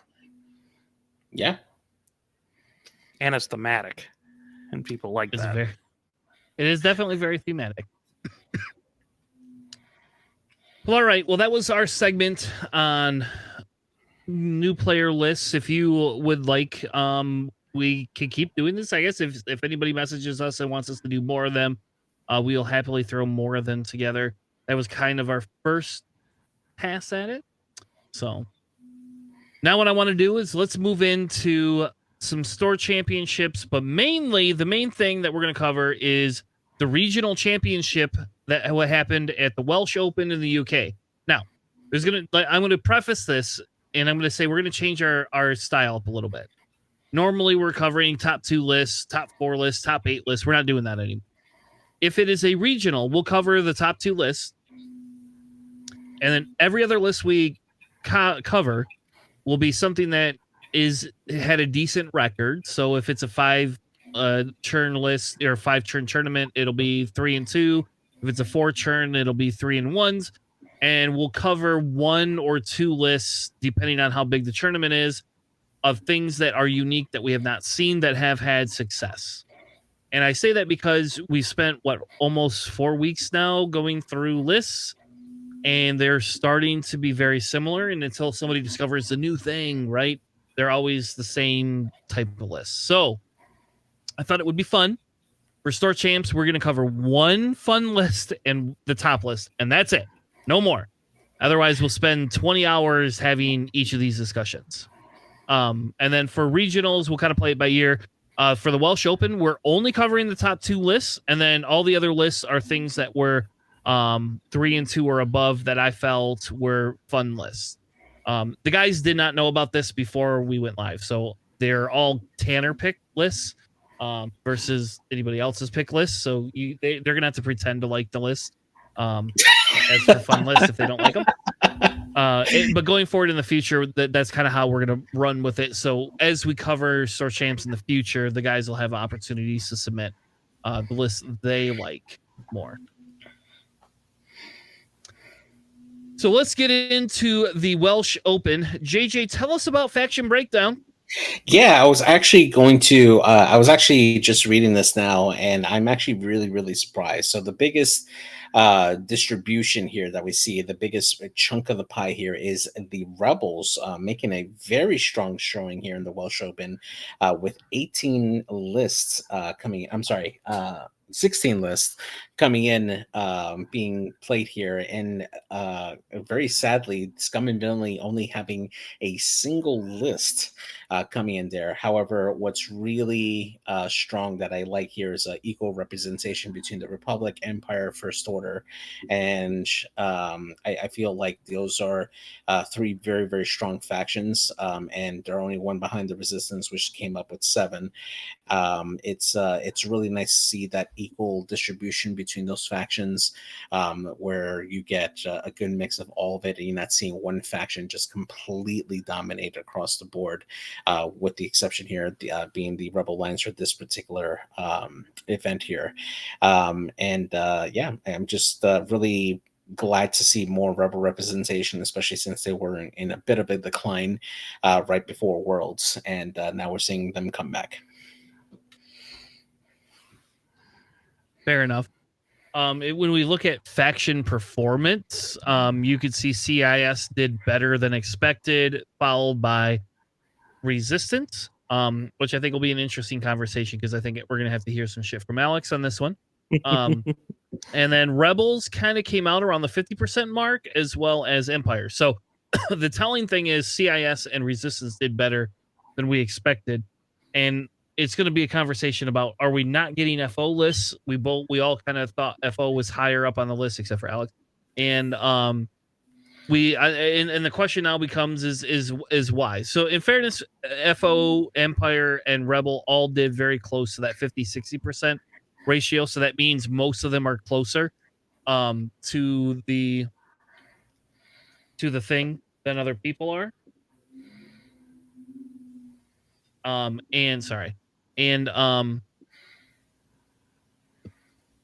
then we see Resistance and CIS like heavily dominate. Now, this is the UK, right? So there is a little bit of a difference here, folks. I don't want to say Resistance has a higher playability over there or CIS does, but I do think the UK we've seen CIS do better in traditionally, and I don't know why, but they like their CIS. So it makes me think I need to move overseas. That's what it makes me think. But It's probably Brexit. It's Brexit, man. They're separatists. So. I was about to say, have you ever seen the Welsh language? It is rough. Yeah, it is. I want to see what the X-wing parts look like, man. Jeez. So the reason we see that faction record for CIS is just off the charts. They really come in a lot higher than expected. And again, there is some other unknowns like lists, so that could affect with the factions not being in there. That could be a factor. Resistance heavily dominated the top cut, though we didn't see a Resistance player win. I don't think, Alex. I'm just saying, maybe because you weren't there, but and then CIS was the second heaviest dominated one, and then Rebels. So that's why Rebels fleshes out lower when we look at like percentage, like the probability graph that we looked at above. Rebels comes in lower because they had more lists, but they didn't do as well in top cut. Traditionally, we should see a lot more Rebels based on the amount of people that did this than we do. And then like I said, Resistance just comes in off the effing charts. Like they come in very high. They just didn't do very well once they got into cut. But Alex, why don't you tell us a little bit about what is going on with the top pilots? Is there anything unique in there, or is that kind of our standard? We're seeing what we see type thing. Well, that Rebel Alliance was more than double any other people coming in with the faction list. So you're going to get a lot of these ships. Shockingly, it shouldn't be. Sabine, it's the highest ship count up there with Han, both at 9. Thane Kyrell is actually a little bit surprising for that high, because Corran Horn exists and he's got one more loadout. Just throwing that out there. Boy Luke, Elo, Boudica, Kylo, and the Whisper, Malorus, Gio, Quick Draw. You get a lot of good lists with. Han's super good, known quantity. So is Sabine and Boy Luke. Boudica is always really strong too. You're going to see a lot of those. So can we shout out the one guy who brought Scum? Brought 3 Fangs and Paylob. Yes, yeah, 100%. Yeah, he didn't do very well, but yes, that was hilarious. He was top in faction. You want to know what his list was called? It was, I believe, it was called Fangs for the Fun of It. That's literally what it was called. And I was like, all right, I approve that. Hell yes, thank you. Like props to you, bro. Props to you. Rao, Tarok, Joy Rekov, and Paylob, and you're just like, yep, bringing this to a tournament full of Han Solos. Let's go. Yeah, I love it. I do. I love it. I think it's hilarious. But no, with all those like Rebel lists out there, 16 of them, 9 of them brought Han, right? Yeah, seems pretty strong. Shocking lack of Lando, in my opinion. But I think people just really like having I6 Han Solo and don't realize that Lando might be better just because you're bringing other ships. Not in a vacuum, but in a list building, he might be a little bit better. Well, I think Alex, what that tells me is you need a challenge for the Griffin's Rest or the Eternal Games. You're bringing Lando. That's what I'm hearing. I'm hearing Rebel Lando is what Alex is bringing. He's so strong. And I'm going to bring. Should I bring? Oh, maybe I'll bring Lando in the Resistance Falcon, and maybe we'll get to top table and like face off against each other, and we'll see which Lando is better. That's good with Resistance Lando. Please let me know. It like he seems good. I just would rather take 3 other Falcons ahead of him. Yeah, but this is the face off of the Landos. Ooh, maybe we'll get Zach to run Scum Lando. It'll be like all of us will run Lando Falcon. There you go. I'll tell you what. You can have Lando Resistance Falcon. I'll take Rebel Falcon Lando, though I'm not as But the Rebel keen on Lando's Rebels. better. I'm sure it is, but like I don't fly Rebels as much as I fly more Resistance, ironically, than I fly Rebel. So if anybody wants to buy some Rebels stuff, I have like everything for Rebels. Anyway, Alex, how about the upgrades? Anything unique in these upgrades that you're seeing that stands out? Look at that marksmanship doubling everything else coming in there. 1 whatever. point. Yeah. We know that's going up next round. You appreciate the 17 instances of synchronized council because they have 1 point left on click and they don't know what to do with it. I mean that and all the they took Jack. Yeah, I was gonna say this. They count the standardized loadout upgrades as part of this count, right? I would assume so because the integrated S foils are in there. That makes sense. Okay. Oh well, I guess they're not standardized, but like, why are you bringing an X-wing with no config, right? But yeah, like trick shot is actually 14 instances of trick shot's kind of interesting. I'm assuming, I don't know, a fair amount of that's on like Han, but even then, that's 5 other unaccounted things for trick shot. That's kind of weird to me. I'm a little surprised by that. Yeah.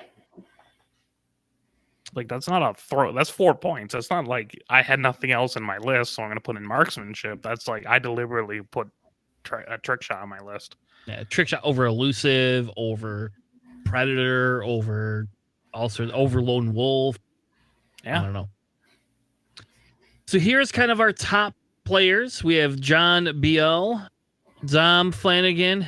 Kudos to Don. Kudos to Tom Veal. Tom Veal plays in our Nickel City League, or did he? Did I don't know if he's in this one or not. Yeah. He was in last one at least, and the one before I think, because I had to play him one time. I lost. Tom Reed, Sean Oakley. Yeah, that's what you get for keeping me, JJ. Michael Upton, who also plays in our Nickel City League. Dance Moves, which I believe is just Alex impersonating somebody else. And Chris Barnett. Because I don't know, because it's late. I'm being silly now. I've not. I no offense. I have not slept much this weekend between Friday and like being at the hospital and then my buddy dying and then like all the stuff afterwards. And then Saturday we went to the Counting Crows. I didn't get home till like 3:30 last night or this morning. And then, kids get you up early. So not super early. I got to sleep until like 10:30, but by the time I went to bed, it was like 4:30 and that's like not even 6 hours. So I'm a little on the silly side, but JJ, tell us what John BL brought and won with and why we should start banning bombers. It's not the bomber's fault. It's a particular combo here. So we got the winner running the Galactic Empire here. So we got a list here starting with Tomix Bren with Saturation Salvo, Barrage Rockets, and Bomb Generator. That seems to be the standard loadout that we're seeing on him as of late here. Same thing here with Captain Jonas with Saturation Salvo, Barrage Rockets, and Bomb Generator. Major Reimer also with Saturation Salvo and Barrage Rockets, and has a little more loadout and went with Concussion Bombs on this one. Then we're seeing Battle of Yavin Vader with Marksman, Hate, and Afterburners as a standard loadout, and then a showing here a fifth brother with Brilliant Evasion and Homing Missiles to round off that list. This is definitely a very tough list to get through. I honestly thought this is more of a gatekeeper list, but it's probably doing a lot better than that now that people are getting the hang of range control here.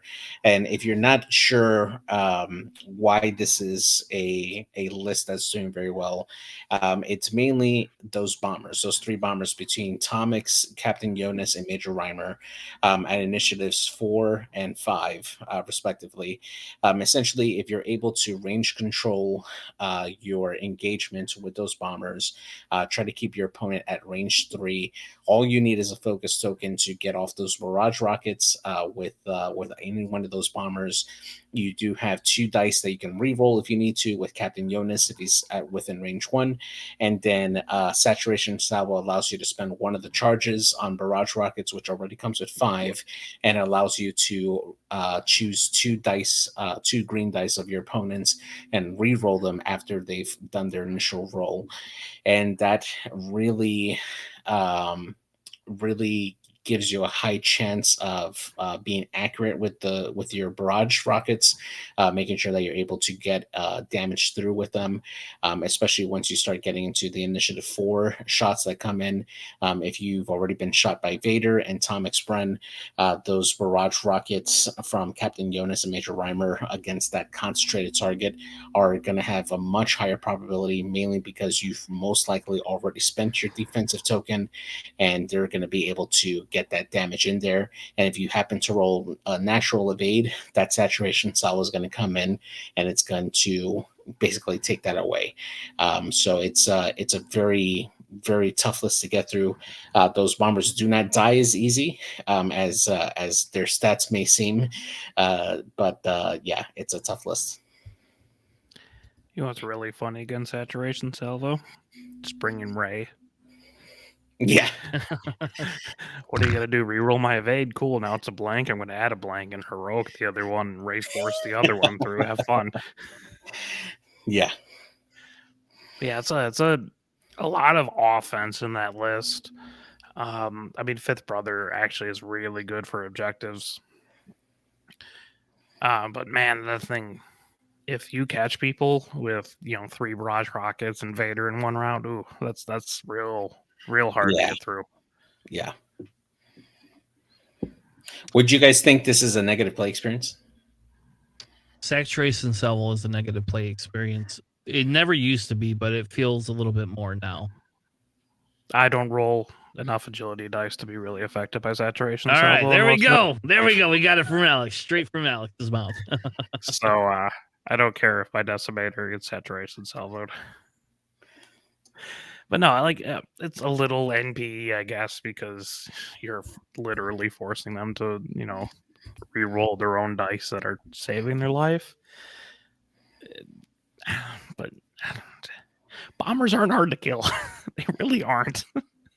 And they're holding the focus for offense. So really, if you get 2 quality shots on a bomber, that's probably a decent enough trade. Well, and I think the big thing here, JJ, is so I think the Saturation Salvo is more of the negative play experience. If you kill that, this list still probably does really well because it's very consistent offensive wise. This is what I would consider one of the most consistent offensive lists that you could probably have, right? But I don't think I could be wrong, but I think this suffers a little bit in certain scenarios. I think chance engagement this list suffers in my opinion, because there's no shields on these bombers. They give up half points pretty easy. I'm not going after Vader any more than to bully him to stop shooting me. That's it. Other than that, I don't care about him. And Fifth Brother gives up half points like you wouldn't believe. I don't care about Brilliant Evasion. You're an I4. I'm going to give you my I5 Dirge or something stupid to shoot you, and you're not going to get Brilliant Evasion off. But I mean, no one gets Brilliant Evasion off. But I did the other day. Only once though. Yeah, I had it on my Kylo just for the hell of it. People know Disciplined exists, right? And that actually works really well with homing missiles if you wanted to shoot the ship that something just blew up. But yeah. Honestly, I think this is a very advantageous matchup for John against the runner-up list. Yes. Which is why I think it won, or I would take that over the other list pretty much every day. I'm just not sure if that kind of list. I'm surprised, I guess I would say, that list overcame the amount of Han saturation in there, right? Because Han also doesn't care too much about Saturation Salvo. Yeah. Because he can still re-roll it. So, that's true. It's. I mean, I'm sure he did something very well because he won a system open. I'm just surprised at that kind of list with the amount of Hans in there. I'm also surprised a runner-up list actually even got up there with the amount of Hans in there, but that's a different discussion. I think it's a solid list. I'm just I'm not sure if he'll win every major tournament going on. No, I think the difference is that's a list somebody has spent a lot of time playing, right? Like that's somebody that has, and I will say that for a fact for the runner-up list for Dom. So I'm in a Discord with Dom, and we've talked about his list before versus the one I run, because I moved Grievous down to well, originally Dom was not running T81. He was running a different 4-pointer. He was running SureTech originally, and SureTech either dies or doesn't die. Like it's like there's not really an in between for him. Be very cautious with SureTech with the amount of high initiative out there right now. Yeah. So SureTech has become a harder thing to put in that list. And anyway, so long story short, like so the Dom started playing with T81, and T81, in my opinion, is the best 4-point separatist ship outside of Dirge. Though he runs Dirge differently than I do. I do not run my Dirge that way. All the time. I think that's a good Dirge since the points change personally. But I really love my marksmanship on Dirge. I just do. Anyway, long story short, I would sub out Grievous and drop Grievous down to a different 4-pointer and then move DSF 81, and I move that up to the Hondo coordinating HMP. But that's my play style. That's just like how I've been playing that piece of it. Whereas Dom has been playing almost this exact same list for the most part for months and months and months now. Like this has been Dom's go-to list since Worlds and the point change. So let's go through. I guess let's go through the list. It's Sunfac with Ensnare, Treacherous, Marksmanship, Targeting Computer, Dirge with Protons, Contraband, the Title, and Seismic Charges. Grievous with Shield Upgrade, Impervium Plating, Solus 1, and Marksmanship. DST81, which is the standard loadout one with the outmaneuvers, afterburners, and contingency protocol, which is pointless in this list because no other ones. But he is an amazing 4-point ship. And DFS 081, which has energy shells and indie calcs to get that I3 initiative, plus the crit reduction, plus being able to be your objective monkey in this list. I think this is a very solid list, personally. And I have flown almost this exact same list over and over and over and over again. So I love this list. I'm again very surprised that Sunfac did that well with just Han Solo being out there, because Han Solo should theoretically just straight dumpster Sunfac all the time. Yeah. Yeah, I think that, and honestly, I've been playing a lot of CIS recently, particularly a version of this particular list here. I've played against a few Han Solos. It's up to the players to identify what ships they're going to go after, right? Because if I see a large base or even a medium base, and I don't have another way of getting a tractor out there, Sunfac is not going to be anywhere near that medium base. He's going to go to where he can do the most damage, and that's going to be against the small base ships.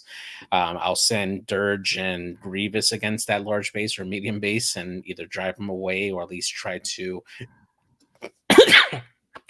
out damage that Han Solo. So it just becomes a issue of like target priority of like what ships you're going to send over to engage that particular problem if you're able to identify that from turn 0. All right, let's move on to some of the interesting lists I found. JJ, what is the CIS list, which happened to be number 3, but I find it very unique, that Tom ran? So this one here, we have Dirge with Marksmanship, Proton Cannons, Xanadu Blood, and Proton Bombs, Zamwessel with Marksmanship, Savage Press, Proton Bombs, Contraband Cybernetics, the Late Fuses, Slave 1 Title, and Boba Fett Gunner. Pre Vizsla making an appearance with Friction, Veteran Tail Gunner, Mandalorian Optics, and the Swivel Wing. And then DFS 81 with energy shell charges, independent calculates, and grappling struts to finish off that list. Very, very interesting 3-ship list on this one here. You got a large base in Pre Vizsla, medium base with Sam Wessel, and then a objective grabber with DFS and Dirge, being able to be that I5 hammer that goes in there with proton cannons. I like this list a lot. It definitely has that feel of that 4-ship separatist list that we saw quite a bit right before Worlds, and this just feels like that variation on it. I definitely like to see how they played this particular list and how well it went. So I was going to make a joke that all these lists are following the 100% of the list that took marksmanship because it was the highest counted upgrade. But actually, every single one of these lists has marksmanship in it. It's interesting to put marksmanship on Zam. I mean, it is 1 point. Just it's because VT. It's because VT. You can't swap. You can't take protons and then like dump that other stuff for VTG, right? So like if you want the idea, I've talked with Tom a little bit too. And the big thing here is that proton bombs. Tom loves his bombs. Like that's like all these lists he has like has bombs in them. And he doesn't want ion bombs. No, he doesn't. No. But though, if you think about it, in this list, you could probably take the ion bombs, and it actually would be fine. And also have veteran tail gunner. You can take ion bombs and also have veteran tail gunner, then, right? Yes, because you could drop down. You lose the point, and then you could take. No, you'd have to get rid of delayed fuses and marksmanship, and then you could have VTG and Boba Fett gunner, who's borderline useless, probably. Yeah, the Boba Fett gunner is the free 2 points that you don't know what to do with. Because you don't get 2 crew slots. If you got 2 crew slots, you'd be taking Navas Tech instead. But the big thing with Zam is because you get the double shot, VTG is less impactful. So if VTG was 3 points, I think you look at it and go, okay, you take it. But at 5 points, you have to be a little bit more decisive. I wouldn't say that like dropping down to the ions or even going to seismics or something like that would be beneficial. I think seismics in this list are probably good too. And then you get your VTG. And then you literally always have a double tap. No questions asked. Yeah, I mean, I think my preferred is still like just take Contraband, Notorious, and like Dooku. Sure. Yeah. But that Zam is much more toolboxy. Yes, yeah, it is. Definitely. Mm-hmm. All right. The next list is Daniel Athey. JJ, what does Daniel Athey have? And I didn't give this to Alex on purpose, just because it had Lando in it. So we got here a Rebel list here with double White Teeth 1300s making an appearance here. So we got Trick Shot Han with a Perceptive Co-Pilot in Bistan, being that I6 double tap. Always really, really good with Han. Then we have Lando with Num, Kanan Jarrus, Agile Gunner, Engine Upgrade, and Millennium Falcon title. This is a very good utility. Lando being able to have a very open dial to trigger his ability at I5 to provide extra action to any other ship. Thane Kyrell with Marksmanship, Cluster Missiles, R3 Astromech, and the Servomoro S-Foils. And then Sabine Wren with Lone Wolf to beat that objective grabber in that list. Another interesting double large spaceships list here, and I actually wonder how they played this here because Lando, I mean, you can have 2 kiting falcons, but you also want to be aggressive with objectives as well. So I wonder how this listed for like scramble or with like salvage, but a really interesting list nonetheless. Yeah, Alex, is that your preferred Lando, or what would you change? Honestly, I would actually switch Bistan onto Lando because you can have double focus and a target lock, and then Bistan shoot twice. And then just save something better for Han, honestly.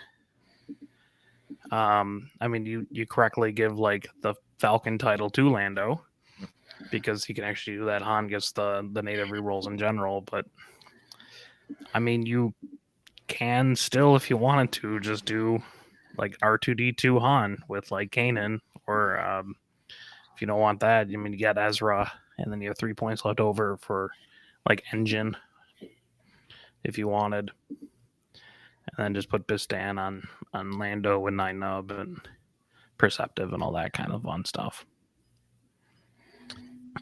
All right, JJ, the last list is an Empire list, and it has 3 I6s. I like this list. I call it the 666 fifth list. Yeah, Order 66, right?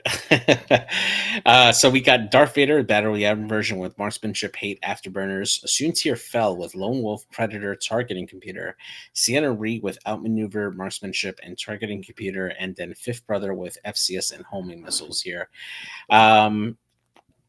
So this is a really good ace list. You got 3 I6s and then Fifth Brother being able to come in and potentially finish off any targets that these other 3 deal with. Sienna Ree is definitely an interesting choice for these loadouts here, mainly because with Sienna Ree, you want to use her as that ship that softens up a particular target for either Soontir or Vader to come in and finish off. So it's pretty interesting to see her without maneuver on this one here. Soontir Fell, Lone Wolf, Predator, and targeting computer. I guess that works. You're mainly having Soontir be that that ace piece, that lone piece that goes off and skirts around the edge of the board and then cuts in like a dagger. Lone Wolf is definitely a really interesting upgrade to have on him. Personally, though, I'm a big fan of Juke Predator on Soontir Fell. Because you're pretty much always evading with Soontir to make sure he doesn't die off of one shot. But Lone Wolf is definitely really good for that defensive reroll if you need that as well. All right, and I like this list. It was a ace list that we kind of had not seen before. So why do you put FCS on Fifth Brother? Like, what is the justification for that? In the event that you run out of homing missiles, you if you take a target lock, you can re-roll a die. It's probably just there just as a fill point. You don't have any other two points that you're really going to put on Fifth Brother. Disciplined. Yeah. Okay. That other guy who wanted Brilliant Evasion, maybe that's a better Fifth Brother, Yeah, exactly. Every time I see it, I think people just default to FCS homing missile on Fifth Brother, and I'm just like, who's letting you get that FCS reroll on their homing missile? Because I want to play those people. Nobody. All right. Store Champs, Hard Knock Games. Don't remember where this is from. I didn't write it down, obviously. The winner. So we had 3 top ones. It was a little bit different. They did do a top cut with the top 4. Top winner was Lake Onanan. I don't know. I wish we got real names or at least first names of these people. Anyway, they have a very JJ-ish list with Juno, Predator, and passive sensors. Vizier with Pelp, which I know JJ would disagree with, but it is with Pelp. And then you have Tomex brand. I'm going to just call it a standard loadout Tomex because no one's taking anything different. And then we have Reimer with Savitration, Salvo, Barrage, Rockets, Seismics, and Delayed. And then Boy Vader. JJ, are you thinking of switching to Palp over Seven Sister? No. Here's my reasoning for it. I'm not saying that Palp is a bad choice at all. No, it really depends on the list that really benefits from having on it. Typically for me, if I'm going to have at least 2 reposition aces in my list, then Palpatine is probably the way to go. You want to have at least 2 ships that can do barrel roll and boost on their list to help outmaneuver or out to arc dodge and have Palpatine as a backup for a passive mod, either on offense or on defense. But beyond that, I typically like to have Seven Sister along with Captain Hark on Vizier for the same points, mainly because Vizier can do that ailerons boost, get that coordinate off for any one of those ships. In this case, my guess is will probably be Juno Eclipse, just provide her with a focus, and then you can set yourself up in a position to get Vizier into range to block an enemy and use that Seven Sister force to jam off a mod or stop them from a particular lock, or even tractor them into a particular set of arcs, especially if you're trying to line up 3 shots from your bombers to get off that saturation salvo barrage rocket. It is really good to have that set for that as well. So it really depends on the list on here. Palp is probably still really good, especially if you're expecting your bombers to get hit by more higher initiative ships like an I-5 or I-6. You can use Palp defensively to help them preserve the focus, and hopefully that keeps them alive, so that way they can still use that focus to trigger the barrage rockets. It is an option on there, but there's an argument for either or. So yeah. All right. Alex, tell us about Clone Snipe, which is the Resistance 6 ship list that we're seeing here with 9 nub. For Christ's sake, it's got 9 nub in it, so which is weird. Okay, so it has 2 Y-wings here. It's got Shaza and Liga. Shaza with saturation salvo, plasma torps, and wartime loadout, and Liga with diamond boron missiles and wartime loadout. It's got BB-8 with ATP and Han Solo. It's got Roby with Mark Sable and Ferrosphere, which is nuts to me. Like Starbird Slash is basically the same thing, but you don't have to plow yourself through an obstacle, right? You just have to plow your through whatever. LO with Ferrosphere, Plasma Torps, and then 9 with Marksmanship, because of course. Ferrosphere, proton torpedoes, and probably something else somewhere in there. No, that's it. Oh wow, that's a 9 nub. And that went 3-1. It's a 6 ship resistance list. Kind of a lot to chew through. Curious why they took like 9 nub over another 4 and then bumped up another 4, or bumped BB-8 up, but or Chewy Falcon. Well, you'd have to downgrade LO to Merle or like Yarrick or something, and put it in Chewbacca. But yeah, that's a lot of that's an interesting list. I would never fly that though. All right, your new bet that goal is to Ferrosphere fly is really that and annoying. win. You have to fly it and win. Yeah, Ferrosphere is annoying as hell. It really is. For that Vader and that Juno, I'm sure that was real fun for them. Oh yeah, everybody gets distressed. Like, your Vader can't go very far now. Have fun with that. Easy, just bullseye him. That's all you have to do. You don't get stressed if you bullseye him. That's true. All right, next one is Great Escape Games in Sacramento. We had 4 players that made the top end of it, and we had a 5 X-Wing list win this one, folks. Lionheart took it home with 5 T-70s, which we said was possible. But we have Elo with Crack Shot, R6D8, Temin with Marksmanship and Shield Upgrade, Karakun with Afterburners, because you can do that hard turn Afterburners after you move, which is crazy different. Like, because it's still stressful, right? No, it's not. Yeah, I don't know. That's very unique. We've not seen that before. But then you have, here's your Ferrosphere of Pain again, Alex. Jess Pava with Ferrosphere, BB-8, and Nimi with Shield Upgrade. This is a Corey list right here. Outside of its mission HLC, This is a Corey list. Let's just give extra shield upgrades to everybody and give them one more health. That's what this is Corey like to a T right here. I mean, Afterburners on Kari's cool. It's different. I don't know. I guess I don't dislike it. R1 boosts are fun. Yeah. True. Yeah. Very true. And right, you can, because Afterburners ignores it while stressing, so you can do the 3 Talon roll and also do the 1 heart boost after that, which is a thing. If you happen to catch your opponent who's I4 moved before you. Well, no, I mean, it's 5T70s is a solid benchmark. It's got a lot of health. The Ferrosphere PBA, it's kind of a strange combo, in my opinion, for just Bava.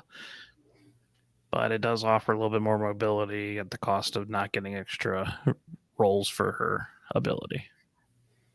Yeah. I like it. It's different. I definitely say, like, we've seen 5T70s, but this is not a unique take. So I kind of like this list, and I'm kind of excited it won. And I bet you it won on the fact that people didn't know all the weird trigger interactions in some of these. Yeah, what exactly. it can do. 37 health to chew through on 2 agility each. So. Yeah, I mean, we always said that this was a gatekeeper list, and it turns out, he kept everybody up. So, yeah. This is JJ's new starting list here. All right, JJ, what did Arch Iberry take? So here we got a scum list making the top here. So we got Fen Rao here with Fearless, Lone Wolf, Beskar, Reinforced Plating, and Mando Optics. Old Terok with Marksmanship, Fearless, Beskar Plating, and Mando Optics. Lima Kai with Dorsal Turret and Plasma Torpedoes. Sirisu with Cutthroat, Ion Cannon, Magpulse Warheads. And then to top off the list, Bosk with Marksmanship and Expert Handling, and that Z95 fighter. Excellent 5-ship list. I like this a lot. Sirisu combined with Fangs is super, super good. You're able to really help them out on defense, and it makes them really hard to take out, especially if they can range control correctly and set up the range 1 shots against the other ships there. They can do a ton of damage, and there's not very much you can do. I mean, the math for you trying to get 3 evades with against or with a Fang fighter just goes up exponentially when you factor in that reroll with Sirisu and then their natural ability with Concordia to get that free evade. I mean, you're almost every time getting at least 2.5 evades every time. It is really, really good. I do like Lima being a little more offensive minded, having plasma torpedoes and dorsal turret on this one here. I think the way you play Lima in this one here is you have her go behind Old Terok to make sure Ulti can take away their tokens, and you could just set yourself up with a lock with Lima to strip any shields, and then Old Terok can go in and do that very big shot at range 1, or Fenral as well. And then Boss, just being that objective grabber, is deceptively powerful with the marksmanship. If you're able to get any hits through, you're basically turning Boss into a 3-die gun, and it's really good. So I'm not sold on the Cutthroat on Cersei though. It's just, I don't know. Yeah, I don't like it. I do agree with you. The Cutthroat on Sirisu is probably not my preferred way to load out Sirisu, mainly because the only thing you're going to recharge here is going to be Magpulse, right? Or remove an orange or red. It has a second ability. Yeah. True, but sure, I mean, whatever. The orange in this case is going to be what, a jam token maybe, and it's mostly the red, maybe like stress token. That's the only thing I can think of really. Yeah, exactly. Yeah. Although getting 3 Magpulse would be kind of annoying off with that kind of list. But yeah, it's not my preferred Sirisu. No. Yeah, exactly. All right. The last one we have, and then we're going to close it out for tonight because it's been a long night, is Store Champs Apollo Squadron in Texas. They did do a top cut. We have Vomit Blood showing back up again. Kudos to Vomit Blood. We're not covering his list, but kudos to him. I love the name. I feel like changing my name to Piss Blood or something like that instead on Solid Well Better. grindcore band name. You should Yes. see a doctor if that's happening to you, man. Or be Dr. Piss Blood. Dr. Piss Blood. There you go. That's my new nickname on fucking Roll Better there, baby. I really should do that just to piss everyone off. Anyway, could you imagine if never mind. I just have sorry. like Ollie Cruz, Dr. Feelgood, but not those lyrics. It's great. We're gonna tangent if we keep going. So the Toss Fiasco won. Alex, what does he have on his resistance list that went 4-1? It is a Chewbacca +4 list, which is, I still think, better than a Chewbacca +5. But Chewbacca has Ray, false transponder codes, and engine upgrade title. Ello with BB-8, heroic marksmanship and disrespect jamming beam. Snap Wexley with R6D8 HLC. Jess Pava with R2D2 jamming beam. R2D2 most likely just giving you the most charges out of any other astromech there. And then BB-8 with Larma Daisy. What does that do? Tell me what that does. That is the one that lets you still be able to jam. Mostly relevant for this one because it lets you coordinate and do the other stuff too.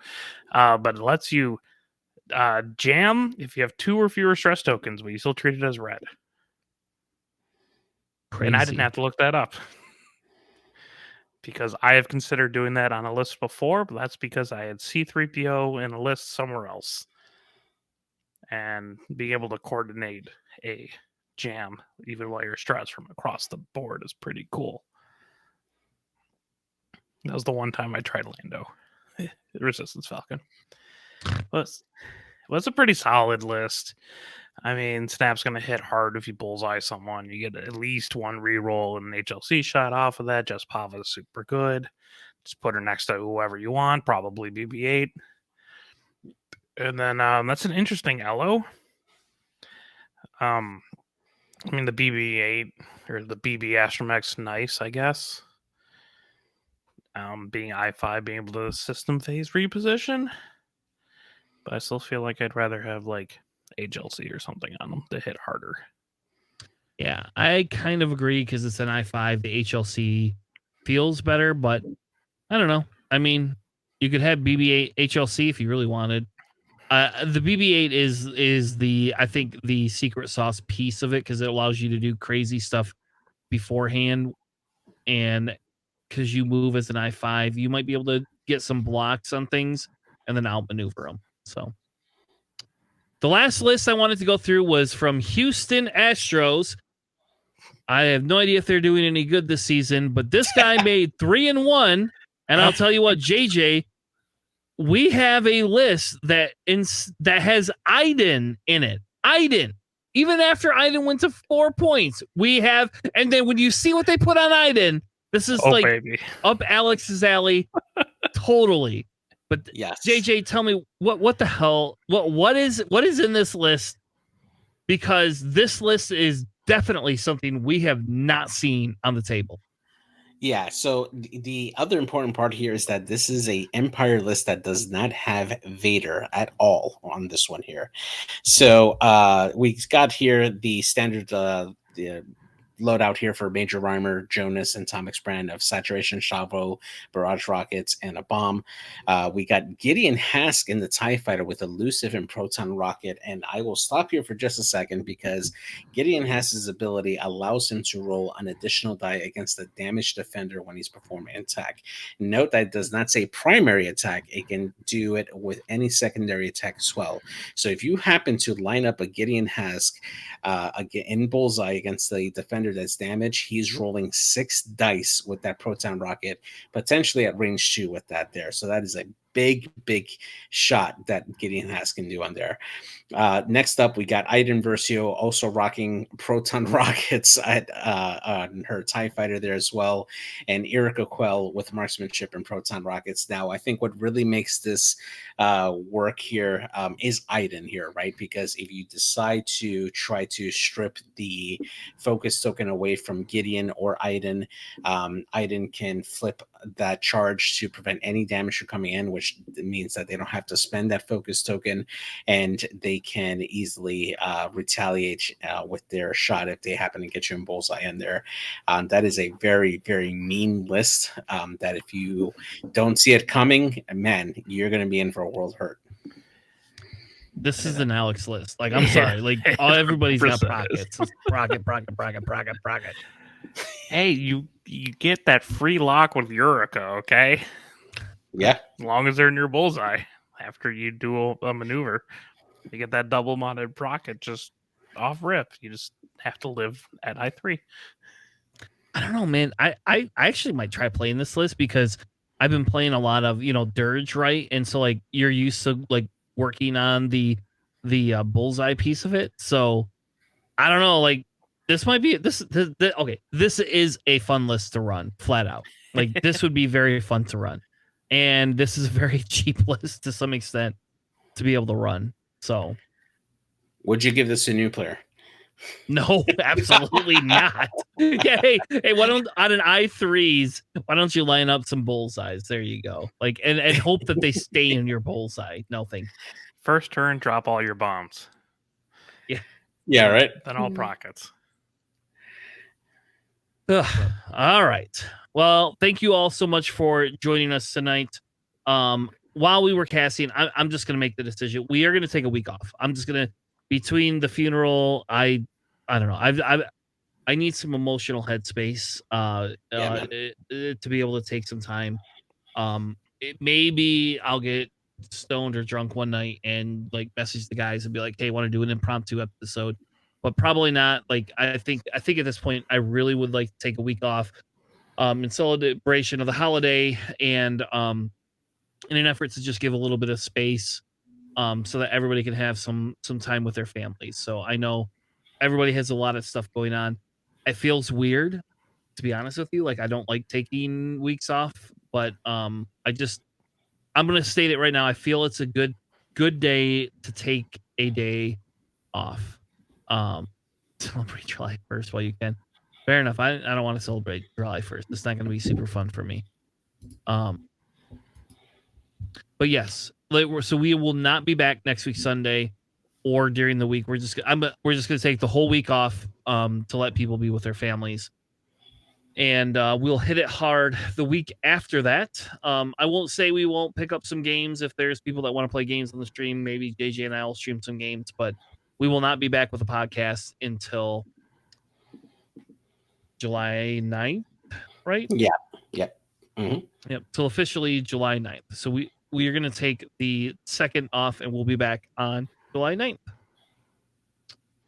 All right. Cool. Well, thank you. Thank you, Alex. Thank you, JJ, for joining me tonight on our journey through new player list building and store champs. I will say we'll get back to our list archetypes the week after, and we will be doing aces that week. So we'll be doing some aces. If you like any of the segments, you want to make comments, you can send us an email at plainingfacesyndicate@gmail.com. You can hop on our Discord or send us a private message, and you can at JJ or PsychJ, or you can at Tanner PPS. Either one of those, you can add us to say, hey, fucking cover this or do this or whatever. We'll consider it on the stream. Thank you all for joining us. Have a good night, and we will see you in 2 weeks. Have a good night, everyone. Happy 4th of July, everybody.